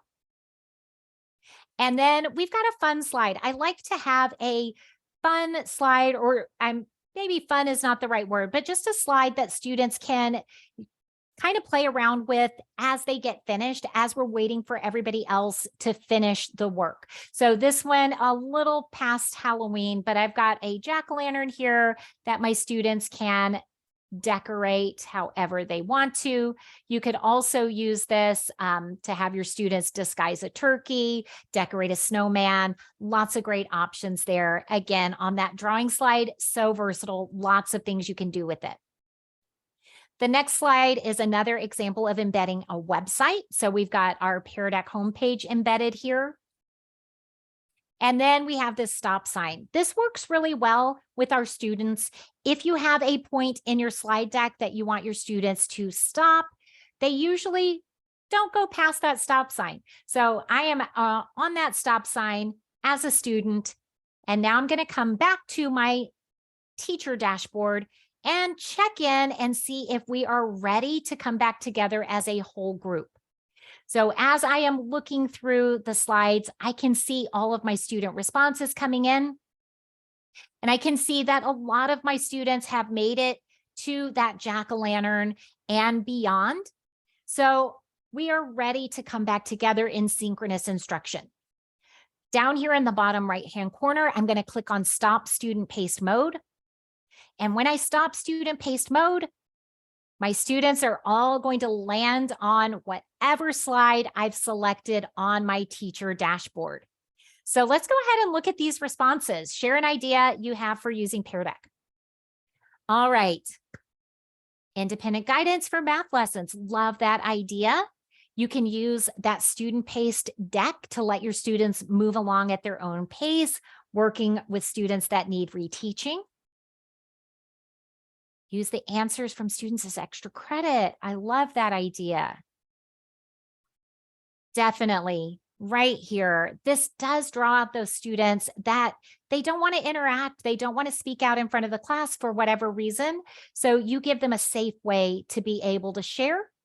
And when you display those responses here, they're coming up anonymously, but your student does have the opportunity to speak up and let people know that that's their answer if they want to. We can use it for an exit ticket.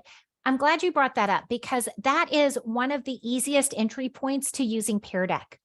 A lot of us are already teaching with a slide deck. So you can go ahead, take that slide deck that you've prepared for that next lesson that you have coming up, and then use our templates to add an exit ticket to your slide deck.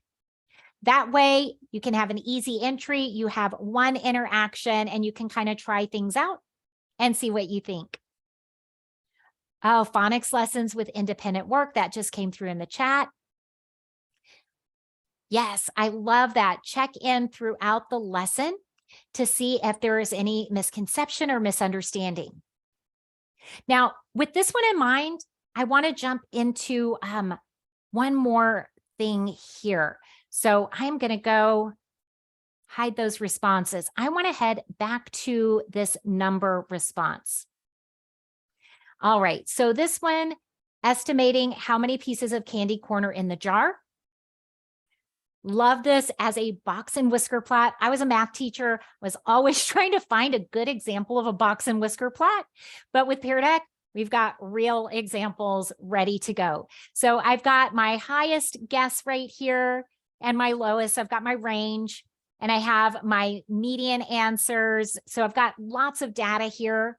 Now, as a former math teacher, I like this question, but then I don't like it, because I don't know how my students arrived at their estimation. So thinking about checking in with your students throughout that lesson and then doing any reteach as necessary.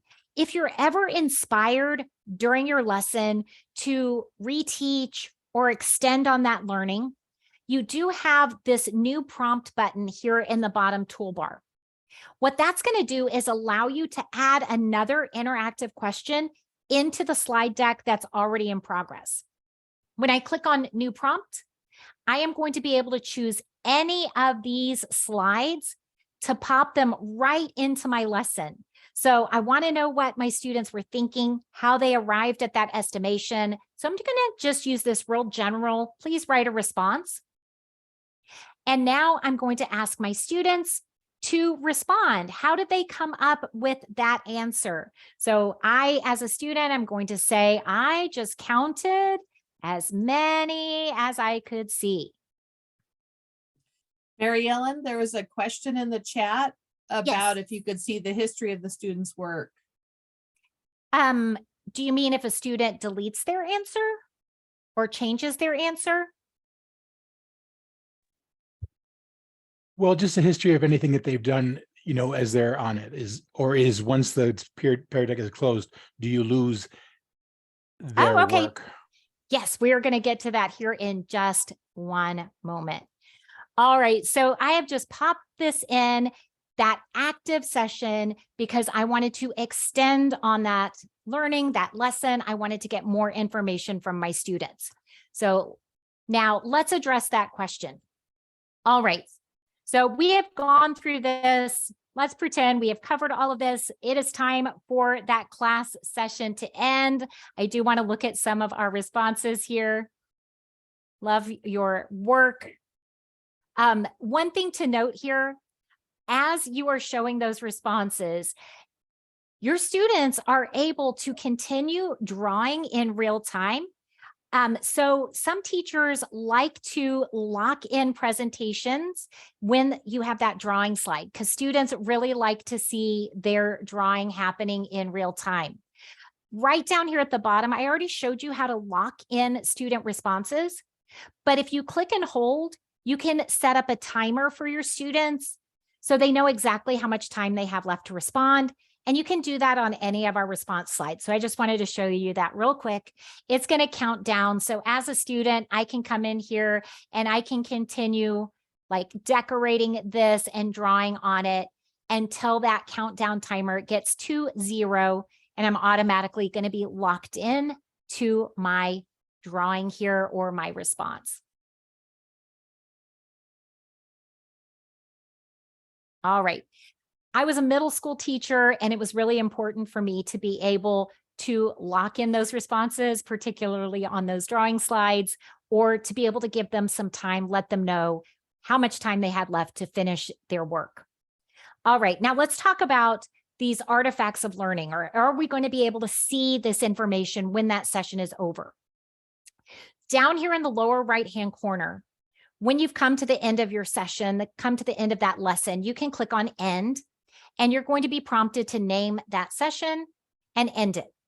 Now, you do have a couple of options. If you're using Google Slides, you do have the ability to generate takeaways. Takeaways are Google documents that contain all of the slides from the slide presentation, as well as student responses. Now, of course, the student is only going to get their own responses, but it's editable. So the students can use that as a notes document. They can add to it, they can make corrections on it. So it's a really nice option. As a teacher, I really liked generating those takeaways, that document, and I often used it as a follow-up lesson. So maybe we opened up that document the next day, made some corrections, added some information, and then my students had a really nice set of notes for that lesson. Now, again, that's only available for our Google users because it comes in as a Google Doc. The other option you have is reflect and review. So when you are using Pear Deck, you do have the opportunity to review student responses after the session is over by opening up Reflect and Review. You also can copy this link and give it to your students so they can review their work in Reflect and Review. So let me show you what this looks like from the student perspective. I went ahead and copied the link, and it's going to be the same link for every student. Since I joined as a student, I'm going to be able to see my work as a student. So I'm pasting in that link. The students are going to see that link again if they want to copy and save that. And then I can review my work. So as a student, this looks a lot like that active Pear Deck presentation, but this time I can see my answer, but I can't change anything. If my teacher left feedback, I'd be able to see that feedback as well. Now, as a teacher, you can open up Reflect and Review student responses. You're going to see all of the students that joined that Pear Deck session. You can select a student and you can scroll through and look at all of those student responses. You can leave feedback here that your student is also going to be able to see on Reflect and Review. So to answer your question, after the session is over, this data is still available to you as a teacher, still available to your students. Now I want to jump over to my Pear Deck homepage, and that is peardeck.com. Pretty easy to remember, but I will go ahead and drop that link in the chat. And your Pear Deck homepage is another place that you can go and find all of that information. You're going to log in here in the top right. And then right up here, there is a button that's going to take you into your sessions list. You can see all of the sessions you've conducted here in Pear Deck. Here's the one that we just finished up. And on the right-hand side, you can reopen that dashboard view to review student responses. In the three-dot menu, you can reopen that session. So if you closed it and you want to pick up where you left off again, maybe tomorrow, you can reopen that session.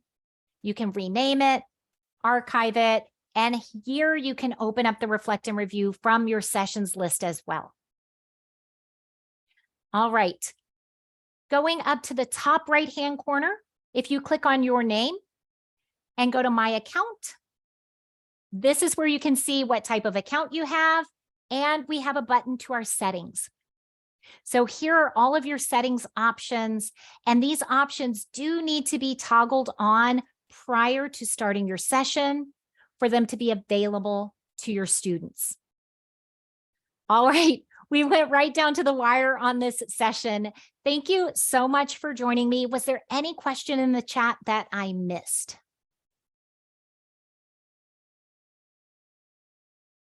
All right, I Is really Pear Deck- appreciate. I have a question. Is Pear Deck paid by the district?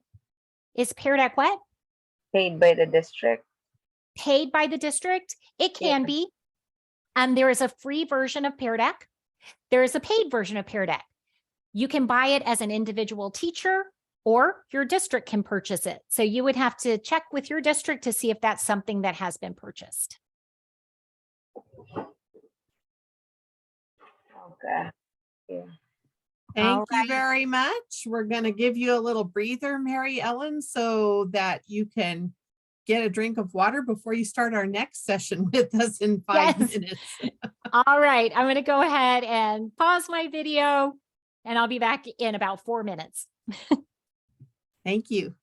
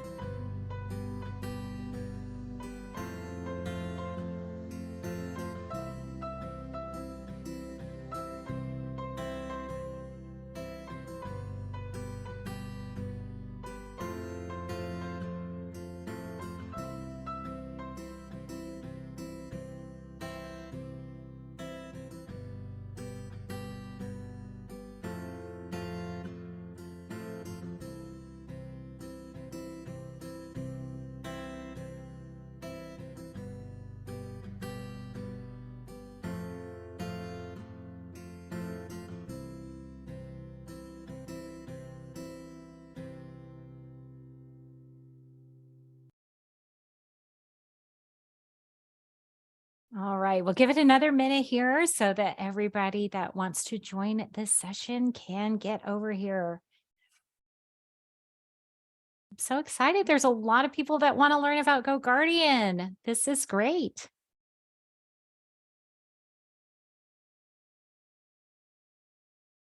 All right, we are right on time. So I want to go ahead and honor your time and get started. Let's go ahead and get into GoGuardian Teacher 101. So an introduction to using GoGuardian Teacher. My name is Mary Ellen. I'm one of the product trainers for GoGuardian. I started out my career as a classroom teacher. I taught in both elementary and middle school.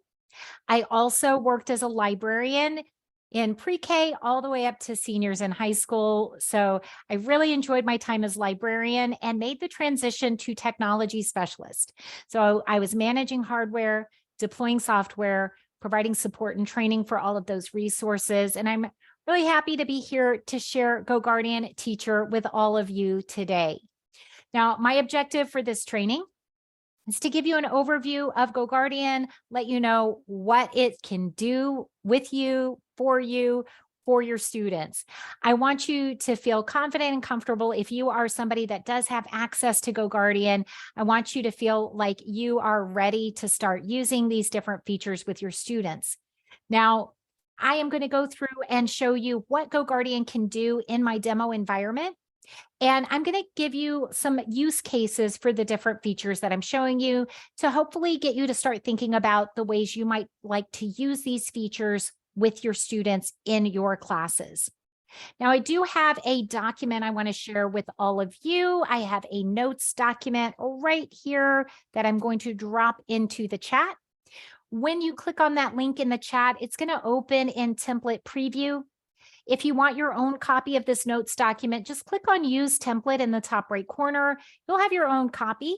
You're going to be able to edit it if you want to add more notes to it. There are hyperlinks to help center articles and video resources here on this notes document. So that is available to you in the chat. And let's go ahead and get into our agenda. First, I'm going to talk to you about what GoGuardian is and how it works. Then we'll get into that demo environment where I'm going to be able to show you how to get your classes set up or created, how to start a session or start monitoring students. We have different commands that we can use to communicate with our students or redirect them. We have reporting options, some data that's being collected as you're running those sessions. And then we'll definitely have time for Q&A. So I've got the chat available. If you have questions, you can put those questions in the chat. I'll keep an eye on that as we're going along. We also will have time at the end, and I'll stop periodically to check in and see if there's any questions. So let's go ahead and get started. All right. Oh, that link again? Yes, definitely. There you go. So the document, the notes document link is in the chat again. For those of you that just joined us, welcome. Now, if you are new to GoGuardian or you're not sure exactly how it works and what it does, this is a tool to help educators facilitate online learning, students that are using devices. We want you to be able to support those students and to help them focus during their class time. Now, this is done through the deployment of 2 Chrome extensions that are pushed out to student accounts by your IT or your administrators.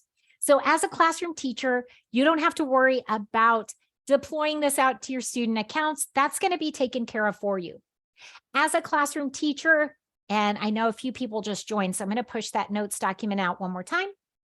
So as a classroom teacher, you will have a GoGuardian teacher account that you will sign into to be able to monitor your students. Now, the really nice thing is your students are not signing into or out of GoGuardian. They're going to sign into their school issued account as they normally do. And with those extensions in place, you're going to have visibility into what they're browsing, as well as the ability to take action or redirect those students. So really nice, very streamlined for both you and your students. Now, let me show you how this works. I'm going to go into our demo environment, and I just want to let you know that you're going to see some students that are actively browsing in my classes. None of these are real students. They are all computer generated students that are programmed to continuously browse online. And some of them are programmed to browse things that are off task or inappropriate. And that is by design so that I'm able to show you some different features here in GoGuardian. So no student privacy issues. Again, none of these are real students. So I am already signed into GoGuardian. If you want to sign into your account, if you have a GoGuardian teacher account and you want to sign in, you can do that, but you don't have to. And here in just a minute, I'm going to direct you to a sandbox environment where you can try some of these things out if you don't have a GoGuardian account to sign into. So by all means, you don't have to sign into your account, but if you have one and you would like to sign into it, the URL is in the chat. When you sign into GoGuardian, you land on your classroom page. And if you're a brand new user, you are going to see a blank page here. So don't let that throw you. You will have to get your classes set up in GoGuardian, but we make it super easy. Now, depending on your organization, you may be syncing with Clever or ClassLink. If you are, then you are going to head over to pending. Here under that classroom heading, under pending, this is where you're going to see those Clever or ClassLink classes that have been synced over. And it's going to look something like this. So under pending, I've got 2 classes, and I have the option to accept or decline those classes. Accepting them is going to move them to my active classroom page. Declining them just moves them to archived. I can always go into archived and get those classes if I need them. So that is super simple. If you're using that integration with Clever or ClassLink, you'll head over to pending, click on those class tabs, and bring them into your active classroom area. Now, another nice thing about syncing is those class rosters are built in, so you don't have to worry about maintaining class rosters. Your second option is a Google Classroom sync. So if you are using Google Classroom, you're going to set up your Google Classrooms. Your students will join those Google Classrooms, or you will have those students on that class roster. Then you'll click on Import Google Classroom. You will select any Google Classrooms you want to bring over and import that classroom. You'll get a success message here in the top right. Your student roster will be listed here. I don't actually have students in this classroom, but you would see that student roster listed. And on your classroom page, you're going to see that Google Classroom. You'll know it's a Google Classroom sync because you're going to see that Google logo in the top left corner. So super easy there as well. The nice thing about that is you are going to maintain your class roster in Google Classroom. And Google and GoGuardian are going to sync every hour to update those class rosters for you. Now, if you're not using Clever, ClassLink, or Google Classroom, not a problem. You can use this Add Classroom button here in the top right corner. This is also a nice option if you have a group of students that you want to monitor that are not reflected in those synced classrooms. So for me, I always used to create a classroom for my tutorial group because I had students from several different classes that came to me for tutorials. So all you need to do is click on Add Classroom and give that classroom a name. The rest of this is optional, and you'll click on Add Classroom. Now, when you manually create a classroom, you do have to manually create that student roster, and you have 3 options for doing this. First, you can give your students a code. Direct them to the Enroll GoGuardian URL. They'll type in the code. They will be on your class roster. Your second option is for you to set up that class roster by entering individual student emails. Click on Add Students after you've added all of those emails, and you're going to see that student roster populate right here. Your third option, if you have a spreadsheet that contains your student email addresses, make sure to move those email addresses to the first column of your spreadsheet. Save that spreadsheet as a CSV file, and then upload that file right here to bring over that entire list of students all at once onto your class roster. Now I have a tutorial group class that I created by using that Add Classroom button right here on my Classrooms page. If students join that class or leave that class, I'll head up to the settings, go to Add Students, and I can come up here, add additional students, or remove students as needed. Last but not least, when you're setting up your classes, you do have the option to add a co-teacher. So if there's another staff member that supports students in your class, or in the case of my tutorial group, there is another teacher that runs the tutorials with me, I can go into the settings and choose Add Co-Teacher, and I can add another teacher to this teacher roster. I go up here to the top right, click on that green Add Teacher button, and then I can search for my co-teacher by name or by email address. Select them, and then from the drop down, I'm going to choose the level of access I want that co-teacher to have. We have 3 options here, and there is a Help Center article hidden right under this I for information, and there is a really nice chart on here that's going to outline each of those different roles.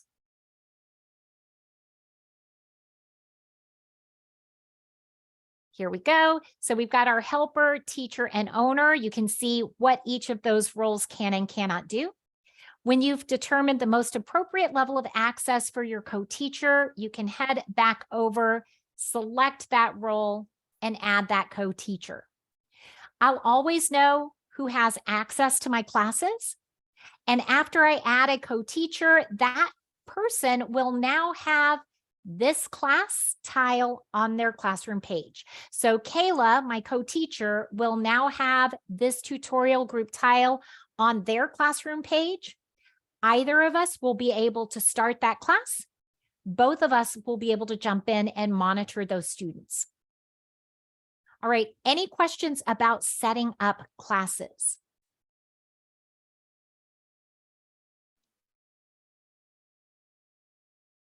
No. Yes, so I could add my CC class since they are separate from my regular class. Yes, so if you have another class you want to add separate from your regular class or one of these other classes, then you will just go up to Add Classroom and manually create any additional classrooms that you need. Or would I have to make one whole new class to be able to see them all at the same time? So it depends. Once you have your classes set up, if you are syncing, then that student roster comes from that classroom that you synced over. So if you sync from Google Classroom, it's pulling that Google Classroom roster. If you're syncing from Clever or ClassLink, it's going to pull those rosters. If you need a different grouping of students, you can go to Add Classroom and you can manually set up that class roster to contain the students that you need to monitor. So if they are rostered separately in Clever, I know that happened with my classes. Our students that were identified as 504 were on a separate roster in Clever than my regular ed students because of the course numbers. So what I had to do was create a classroom manually and build it with both of those rosters in that class. So I would suggest grabbing the spreadsheet because you can usually download a spreadsheet from Clever. I was able to do that from my student information system and then use that CSV file upload to get that whole list of students in there. All right, so now that we've got our classes set up, let's talk about monitoring students. When you're ready to monitor one of your classes, you are going to find that tile on your classroom page. So obviously I've got a lot of classes set up. If you are a self-contained classroom, you may just have one classroom. So you're not doing anything wrong if you only have one classroom, but I've got a lot. And I'm going to say that it's time for math class. So I'm going to head over to this math tile. Right here in the center, I do have the option to start class with chat on or off. So I'm going to leave that off and we're going to talk about the chat here in just a few minutes. Right below the chat, there is a drop down And this is where I set the duration. So how long do I want to monitor this group of students, or how long is this class session? I can choose a set number of minutes, or I can choose a custom end time on the clock, whatever works best for you. Again, my self-contained classroom teachers will sometimes set the custom end time for the end of the day. It can be any time within an 8-hour time frame. So you can't run a session more than 8 hours. Hopefully your school day is not going to be more than 8 hours. I'm going to leave this one at 45 minutes. This is a 45-minute class session, and click right here on Start Class. Now, when I start my class, my screen changes. I am now in this third block math class. I set the duration for 45 minutes, so I can see I've got 45 minutes remaining. Update time is going to allow me to add time to this class session. So if I need to extend that, I can. I can also come down here and set a new ending time on the clock and update that session. If your session is going to end early, maybe we are done using our devices, we're putting those away before that time runs out, I can click up here on End Session and stop collecting that browsing data, stop monitoring what my students are browsing.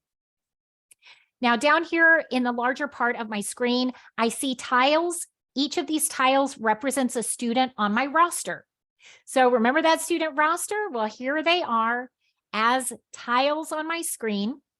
And if the student is active, if they are signed in to their school issued account, I'm going to see that activity when I start my class. So we just started class. They're all coming to me from different classes. So my students are all on different websites, and I can see up at the top the name of the student. The large image is showing me what that student is currently actively browsing. Right below that, I can see the title of the website as well as a hyperlink to that website. So I can click right here and jump into that website if I need to check out what they're browsing. Then across the bottom, I can see some icons. Now, these icons across the bottom represent other tabs the student has open in the background. If I hover over a tab, and this is something that my student does not need to have open, I do have a close this tab button, so I immediately can take action, redirect my students away from a distracting website, and close that tab out. I get that confirmation in the top right corner that I've closed that tab for that student. All right, now when I click and expand out my student tiles, I'm going to have some other commands that I can use on my students. So over here on the right, you're going to see that close option here as well. I can close out any tab the student has open, including their active browsing tab. I also have some tabs across, or some commands across the bottom.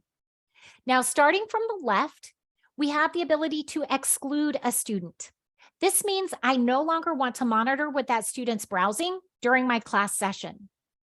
I would probably use this if the student is going to leave my class. Maybe they're going to do a makeup test with another teacher, or they're doing some work with a counselor or a specialist, and I don't want to interfere with that. I can click here and exclude them. Click on exclude, and that student tile has disappeared. Hasn't disappeared entirely.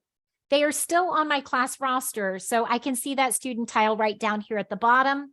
When they come back to my class, I can click right on re-include, and again, pick up monitoring what that student is browsing. All right, what if a student is using their personal computer? Do you have the ability to monitor what they're browsing? So that depends on how your organization has GoGuardian Teacher set up. Those extensions are deployed out to student accounts. They're not deployed to devices. So when the student logs in using an internet connected device, when they're logged in with that account that has those extensions, you can see what they're browsing depending on how your organization has things set up. Some organizations choose to only allow teachers to monitor students on Chromebook devices. So that would be something, check with the GoGuardian administrator for your organization and see how they have things set up.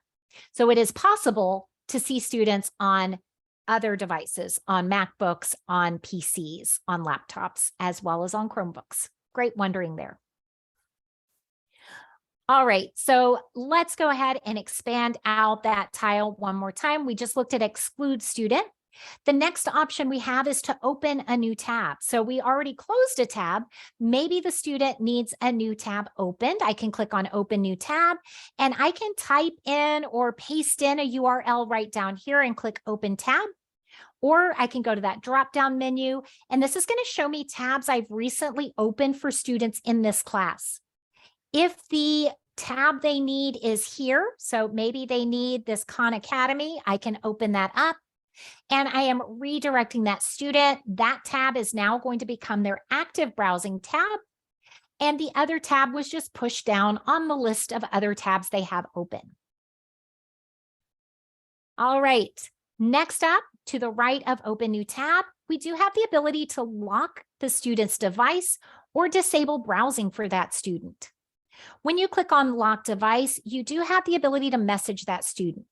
So maybe my class is working pretty independently. I don't want to disturb the class by calling up Brandon in front of the class. So I can message them. I can say, come see me.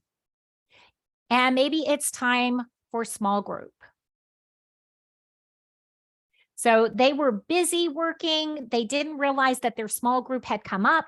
So I can say, come see me. It's time for small group. I can click on lock screen. Brandon is going to see that their device has been disabled by the teacher. They're also going to see that message, come to small group, so they can get up, come over to the small group area. We can work together. When it's time for them to get back to work on their devices, I can click unlock right here or down at the bottom to let them get back to browsing. To the right of that is our screenshot option. Clicking on that one time is going to capture a screenshot of whatever that student is currently browsing. So if they're doing some exemplary work and you want to document it, you can grab that screenshot. And next we have annotate. Annotate is going to allow you to use these colored dots on the student screen. It's a really nice way to direct that student's attention to a particular point on their device. So maybe the student is not quite sure what to do, and I want them to head over to Google Classroom. I can drop that annotation on their screen. They're going to see it, and I can say, Brandon, you're going to click right up there where it says Google Classroom. They'll know where to click, and they'll be able to get where they need to be. All right, those are the commands that I can use on an individual student. But we also have commands we can use on multiple students or the entire class. Now, there was a question. If you've excluded a student and then you open a tab for everyone, it won't open for the excluded student. That is correct. When you've excluded them, you are not monitoring them and you are not taking action on that student. So yes, excluding a student means if you use a command on the entire class, that student is excluded. All right, so those are the commands we can use on an individual student. But here in the top left corner, there is a checkbox. When you click on that checkbox, it's going to select all of the students in the class. Okay, let me back up one second. How do you take a screenshot again? I'm going to click on expand out that student tile, and that screenshot option is right down here in our command bar.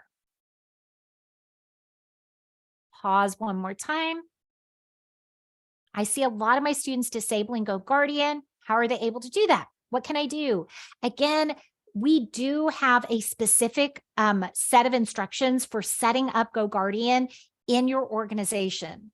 So you would need to get with the person that manages GoGuardian for your organization and see how it's set up. It really depends. The most secure setup is through using school-issued Chromebooks. But if you're using other devices, there are other things that need to be set up. Students should not have the ability to remove extensions that have been deployed. So again, that is something that your organization will need to look into in the Google Admin Console to make sure students don't have the ability to remove extensions. So work with your team that sets up GoGuardian for your organization. And if they have any questions, they can reach out to our support team. Yes, they could be logged into a personal account, but again, your organization can prevent students from logging into personal accounts. Yeah. All right. Lots of great questions. I know that you came here wanting answers, so I'm happy to help you out. So keep those questions coming. All right. I'm going to go ahead and check this box again here in the top left corner. And you're going to see every student now has a check mark in the top left corner. I have selected all of the students that are active in my session. So I've selected 18 students. And across the bottom, I've got commands that I can use on all of those students at one time. So for me, this was a huge time saver, getting all of my students' attention. Now, if I wanted to do direct instruction, my students have devices. It really helped me out by being able to lock those devices. I can leave a message in there, eyes on me, and I am locking those devices, disabling browsing for all of my students at the same time. I can do my direct instruction, work through some examples, explain the assignment, and when I'm ready to let them get started, I can unlock devices individually by clicking on those student tiles, or I can check that box in the top left corner one more time to select all of my students and unlock their devices all at once. This is also great if you're transitioning. You can click that box and open a new tab for everybody. So in those instructions, I might have said, we are all going to work on this Khan Academy assignment. Here is my website. I can open that tab for all of my students at the same time. So everybody is exactly where they need to be to get started. Now, let's say I need to differentiate. I've got a couple of students that have a modified assignment. They're going to be working on something different. I can select those students by using the checkbox in the top left corner of the student tile to individually select students. So I've selected 4, get that confirmation right down here, 4 students selected. And now I can use a command on just those students. So they have a modified assignment. I'm going to go to open new tab, and I'm going to redirect those students to the website that they need to be on for their modified assignment. And that website is going to open up just for those 4 students that I selected. All right. Lots of great use cases for those commands on individual students, multiple students, or the entire class. Now, let's talk about our communication features. Right up here at the top, I mentioned this at the beginning. When you start your class, you can start your class with the chat on or off. I started with the chat off. Now that my students are working independently, I want to turn that chat on so that if they have questions, they can reach out to me and ask those questions. When I turn that chat on, the chat icon on each of my student tiles turns a dark navy blue. The students are going to see a new tab open up. That is their chat tab. And down here in the lower right-hand corner, I get this chat icon opened up down here as well. From here, if I want to reach out to a student through chat, I can select that student by clicking on their chat icon. It expands out that student tile. And over here on the right-hand side, I've got that chat window open. Maybe I want to check in with Brandon, make sure they understand what they need to do.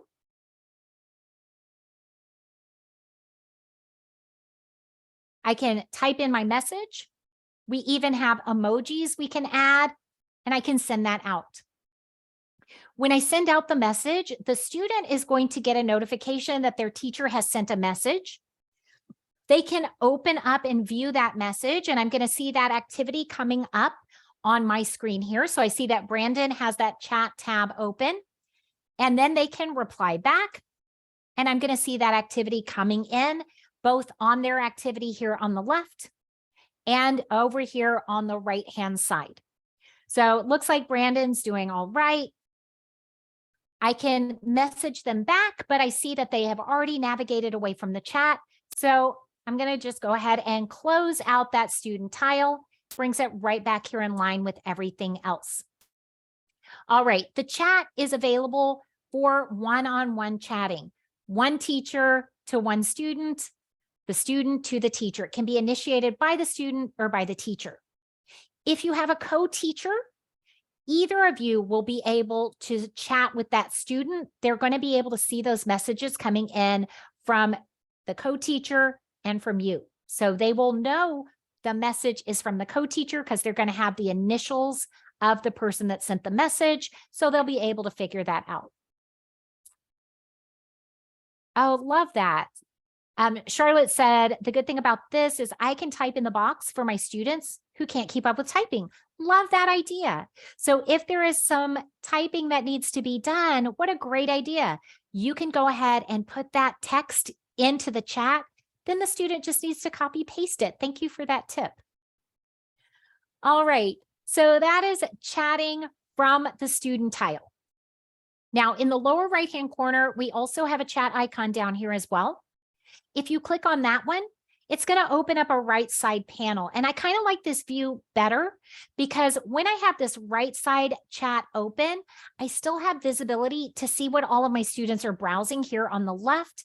And I can open up that chat conversation here on the right and message that student. I can also jump back to my chat list and open up another student chat and send them out a message as well. So this is a really, really nice way to bounce between chat conversations among several different students. And if a student reaches out to you through the chat, you're going to see that message come through. So I see an indication right up here by Brandon's name that they sent me a message. I can see it right here to the right of chat, down here at the bottom. And I see on Brandon's tile that they are again active on that chat. So I can come and respond back to them on this side panel or on the student tile. So I love opening up those lines of communication through that chat. Now I'm going to head back to my right side chat, and I want to show you this feature right up here in the top right corner. It's a little bit of a hidden feature, so tiny up here. This megaphone represents our announcement feature, our announcement option. Now chat, again, two-way communication between the student and the teacher. It does not allow student-to-student chatting. The announcement is a broadcast out to the entire class. So as a teacher, if I need to send out a message to my entire class, I can click on this megaphone icon. I can format that message and click on send announcement. This is a really nice way to communicate out maybe a reminder to the class, the details of the assignment, maybe a 5-minute warning that they need to start wrapping things up, or in this case, my objectives. When you send it out, your students are going to see that message coming through as a pop-up on their screen. They're going to have to click on got it to acknowledge receiving that message to get back to browsing. All right, we've covered a lot of information so far, and I want to give you the opportunity to start trying things out. So I am going to put a URL up on the screen. This is our sandbox environment. This is outside of GoGuardian Teacher. So if you don't have an account set up or you don't have students that are active right now, you can click on the link in the chat or type in this short link. It is case sensitive, so all lowercase, and it's going to bring you to Figma. This is our demo environment or our sandbox environment, and we've got some different commands that you can try out for GoGuardian. So on the left-hand side, I've got my menu. If you're not seeing that menu, click on this box here in the top left corner to open that up. And we've got some different flows that you can try out. The very first one is sending out announcements. So that one is selected. Here on the right-hand side is an example of a class with some active students, a very small class. We only have 4 students. So the first thing you need to do to send out an announcement is make sure your chat is toggled on. So that's why we've got that red flashing button right here. I'm going to toggle on the chat. In the lower right-hand corner, we need to open up our right side chat. And now we've got that right side chat open. I've got my students listed. My name would be right up here at the top, and to the right of your name, that's where you're looking for that megaphone icon. to open up that send announcement to class. From here, you can format your announcement. In this demo environment, it's going to pre-populate with an announcement for you, and you'll click on send announcement. Now you can see all of my students are viewing that announcement. Going back to that left menu, I'm going to go to announcement student to see what this looks like for my students. So on that student screen, this is going to be a large image in front of anything else that they're browsing. They're going to have to click on got it to acknowledge receiving that message to get back to browsing. All right, this environment, this Figma website is available to you right now. It's available to you after the session is over. So if you want to try things out, play around with some of our other flows here, you're welcome to do that. I'm going to jump back into our presentation and let's talk about our reporting options here in GoGuardian. Okay, so as you are running your session, when you are monitoring students, GoGuardian is collecting all of that browsing data. We've got a few ways for you to see that data. So one option is to head over to the timeline view. So we're on our screens view right now. This is showing us what our students are browsing in the moment. But if we go to the timeline view, we're going to see our student browsing for the entire class session. My student roster is listed on the left. On the right-hand side, I have an icon representing what my students are currently actively browsing. And then every student has an activity timeline moving across the page, representing what they have browsed throughout the session. From here, you can click and hold and drag and go back even to the beginning of your class session to see what students have been browsing, all of those, that little trail of activity throughout that class time. So right here, let's look at David. It looks like David started out on Khan Academy. I recognize that icon, but if you ever don't recognize something, you can just click on that bar in the timeline, and it's going to show you what they were browsing and how much time they spent on that website. From there, they opened up a Google Doc. They were there for about 2 minutes. And then we probably all recognize this one. Then they jumped into YouTube.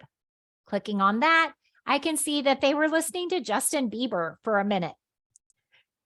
Following that, went back to that document. So I can follow that breadcrumb trail and see the students' browsing activity throughout my entire class session. Now, this timeline view is a really nice view for you as a teacher because we don't want you to feel like you've got to be tied to your computer every time you're using GoGuardian Teacher. You want to be up and about, moving around the classroom. You can have this up on your desktop. You could project this on your smart board or on your projector screen. And at a glance, you can see if the students are on the website that they need to be on. It doesn't show the details of what they are doing or exactly what they're browsing, but at a glance, I can see right here, Baran and Bianca are on Khan Academy where they're supposed to be. Brandon and Chris are on that NASA website. But then I've got questions about some of these other students. So I could give them a verbal prompt, or I could come back over to my device, click on that 3 dot, and I could open a tab from here to get them on the website they need to be on. So that is our timeline view. To the right of timeline, that is where you're going to find any screenshots that you've captured during this session. And we also can find these screenshots in our student reports. So maybe you have a particular student that you want to dig in a little deeper on and see how that student has been spending their time online. Or you might have a conference coming up with their parent and you want to pull some information, some data about how that student has been using their time online. You can click on Student Report, choose one of your classes. From that roster, you can choose one of your students, and then you can choose a day or a date range and generate a report. This report is going to give you detailed information about what websites the student has visited during this class during the time range specified. So I'm going to see their top 5 websites, documents, and Google searches. I'll see how often I've supported that student by opening or closing tabs for them, how often I have locked their browsing or disabled their browsing, and how many times they have attempted to access websites that are blocked by our organization filters. Right below that, here are all of the screenshots I've captured during that specified time range. I also get a detailed browsing history, every website, document, or Google search that student browsed. I can copy those URLs or jump into those websites as needed. We do also have the ability to email out or share that report. You can choose the parts of the report you want to include and provide some messaging right here. All right. Love that. Use the timeline feature to double check cheating during online assessments. That's a great use case there. How'd you get to the timeline view? So let me go back to my classroom. That screens view is showing us what our students are browsing right now. Timeline view shows you what they have been browsing throughout your entire session, as well as what they are currently browsing. Does this report go away when you open a new session? No, it doesn't. So right here, I am viewing my math session. That's the only session that I have running right now. But even if I toggle away, that session is still going. It's still collecting data until the time runs out. Remember, I set the duration of that session. So it's going to keep collecting that data until the time runs out. Now, let's say I want to go ahead and start my next class session a little bit early. I can go ahead and set the duration and start this class. And now up here in the top right, I am currently viewing the class that I just started, but the math class is still going. It's going to keep going for 29 more minutes unless I choose to come in and end that session. So as a teacher, you can monitor more than one class at the same time. You just toggle back and forth between those two classes. As a student, they can be monitored in more than one class at the same time. So you don't really have to worry about starting your class a little bit early or maybe running it a little past the bell, because that next teacher is still going to be able to start that class. You'll notice that Brandon here is on my math class roster. Brandon is also a member of this English class, so the student can be monitored by more than one teacher. Now, let's say you collected all of this browsing data, but you were working with independent groups of students, you were moving around the classroom, you didn't really have your eyes on that session data, or like that teacher said, hey, I want to go back and look at the timeline view to make sure my students stayed on that website for that test. You can click on your Classrooms button here on the left-hand side, and you can click on that classroom tile, and it's going to take you into a sessions list. Now, let's say the test was Wednesday during this 3:30 to 4:18 class session. I can click on this link, and it's going to take me into the timeline view for this class session. Now, because this session is over, it's in the past, that timeline is static, but I can still drag through to see all of the activity throughout that session. I can click on a student's timeline and see what they were browsing. I can see the other websites they had open in the background. All right, looks like a few comments came in.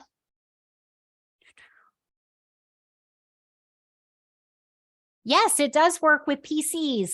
Depending on how your organization has things set up, you can set it up to work with Chromebooks, MacBooks, PC desktops, or laptops. We also have an iPad app now. So we work on all of those different devices, depending on how your organization has chosen to set things up.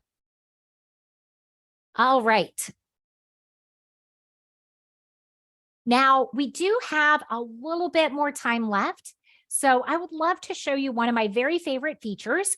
Kind of came to mind when that person was talking about looking for test fidelity, making sure students stayed on that testing website, stayed on the website they needed to be on for testing. You do have the ability to limit your students' access when they are in your class by using scenes. On the left-hand side in that menu, you're going to see scenes. And from here, you have the ability to set up these environments. You can set up an allowed website list or a blocked website list. So thinking about testing, I would probably use an allowed website list because this is going to allow you to curate a list of websites that the students in your class session are allowed to access, and everything else is going to be blocked. We see this used a lot on tests and quizzes, but you could definitely use it in a class project or an assignment when you know exactly what your students need access to. So you can see I've got a few scenes created already, but you do have to create these scenes before you can use them. So the first thing you're going to do is click on Create List and give that list a name. So this is going to be my English test. So when you create your scenes, you can use them with any of your classes. So this one is going to be specifically for my English class. I can also assign a color to it, and then I'm ready for the next step. So up here in the top right, I'm going to move on to next. And now I'm going to create a list of websites that my students can access when they're testing in my English class. So my students are going to be testing on Edulastic. You can do a keyword search, or you can paste in a URL. So I just typed Edulastic, click search.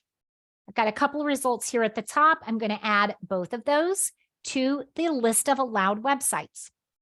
Now I've got some other results. These are other websites that commonly are added when people are adding Edulastic. So I can add any of these that I want to as well.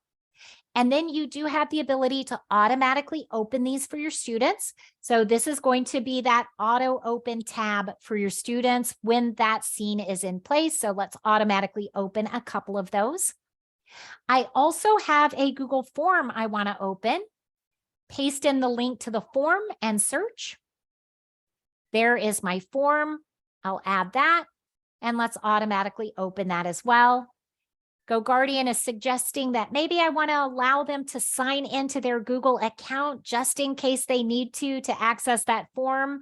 So I'll go ahead and take that recommendation. All right, let me go ahead and save this, but you can add as many websites as you need to. It may just be one, it may be several. I'll save that. Here is that ELA test right down at the bottom of my list. And now let's hop into that English class. Here in the top right corner, no scene applied means my organization filters are in place, keeping my students safe and away from harmful websites. But as a teacher, I don't have any extra limits in place. To do that, I'm going to go to that drop down. I'm going to see all of the scenes that I've created. Here is that one for my ELA test. When I select it, I get that scene listed right up here at the top, letting me know which scene I have in place. And then my students are going to begin to be redirected to the websites that I automatically opened up for them. So I can see that the form is opened up here on the left. On the right-hand side, I can see the websites that I automatically opened. And then I can see other websites the student had open previously. And I have the ability to unblock them for class. So right now, the tab is open, but the student can't access that website because it's blocked by the scene that I have in place. If I discover that there is a website that my students actually do need access to, that I forgot to add to my list, I can choose Unblock for class and add another website to my scene. When we are finished testing, I can go back to the dropdown and disable that scene. That scene is still here. It's available for me to use with any of my classes, but it is not in place right now. It's ready and waiting for the next time we're testing.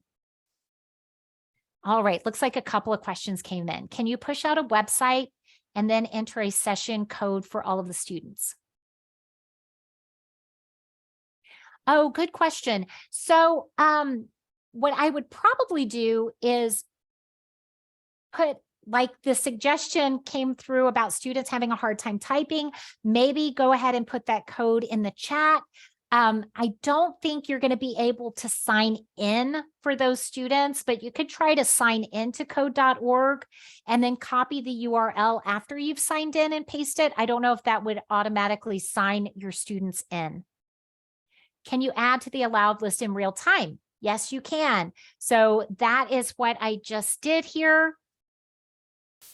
In real time, what you would have to do is if a student was attempting to access something that is blocked by the scene that you have in place, then you're going to unblock it for class. So there's not a way for you as a teacher to say, oh, I forgot to add code.org and add it here.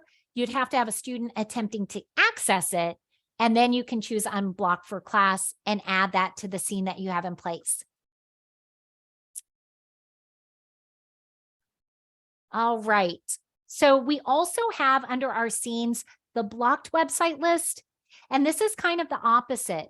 From here, you can come in and create a list of websites that you know are distractions for your students, websites they normally have access to, but you want to prevent them from accessing them in your class. So you build out that scene here. And then you have the ability to, put that website or that scene in place for your students to limit those distracting websites for them.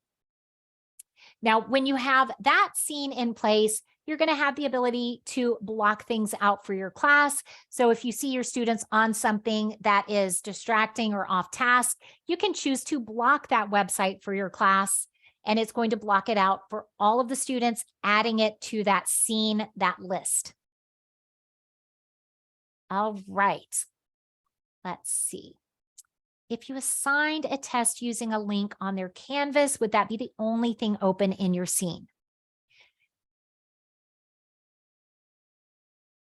So the only thing open in your scene is going to be determined by what you have on your allowed list and whether or not you auto open it. So right here, even though I didn't automatically open it, if a student navigated to this website, they would have access to it. So if you want your students to access the website, you're going to add it to the list.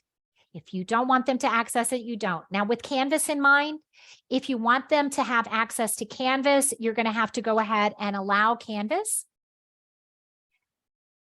And then if there are links within that Canvas assignment that they need access to, you're going to also have to add that access as well. But basically, whatever you list here on your allowed website list is what they are allowed to access. Now, one more thing that I want to show you, we do have a brand new feature, just a couple of weeks old, and that is the ability to share your scenes. So if you work with a group of teachers, you have a team or a PLC, and somebody has created a website list that you want to share with other teachers. So maybe I created this one for my ELA testing, and I want to share it with my other ELA teachers. I can go to the three-dot menu, and I can share that scene through email or by sharing and giving them that link. Now, the really nice thing about sharing is when I share my scene, they can use it, but they can't modify or change my scene. So this one right here was shared with me by my friend Liz. So if I want to edit it, that's grayed out. I can make a copy and then make changes or modifications to my copy of it, but I can't change Liz's copy of that scene. So if it was shared with you, you're going to see that. And if you shared it with others, you're going to see that as well. All right. Can you push out scenes for specific students? Absolutely. That is one of our advanced features. So let me go here into my classes. You can select students and apply a scene to just the students that you've selected. So that is one of our commands down here at the bottom. So maybe Brandon and Chris are doing a makeup test. I can go here to apply scene. From the drop down, I can choose that scene and apply it to those students, and only those students will get that scene. can we auto open and have a block list? For example, I want to auto open Google Meet, but also block gaming sites. Yes. So back here on scenes, on that blocked website list, let me jump into this one. You do have that auto open option here. So if I wanted Google Classroom to automatically open, I can update that scene, and right down here, I can see that I do have one website that's going to auto open when I put that scene in place, that blocked website scene. So auto open is available there as well. All right, that's it. We're at the end of our time. I am so glad I got the time to come and speak with all of you today. Thank you so much for joining me. I hope this was helpful. Did you learn something that you didn't know before? Did you learn something you're excited to use with your students? I hope so. Thank you. I hope you had a productive day at this conference. Thanks for taking time out of your Saturday to join me. Have a great rest of your weekend, a great rest of your day, and have a great Thanksgiving holiday. Thank you so much. You too. All right. Bye, everyone.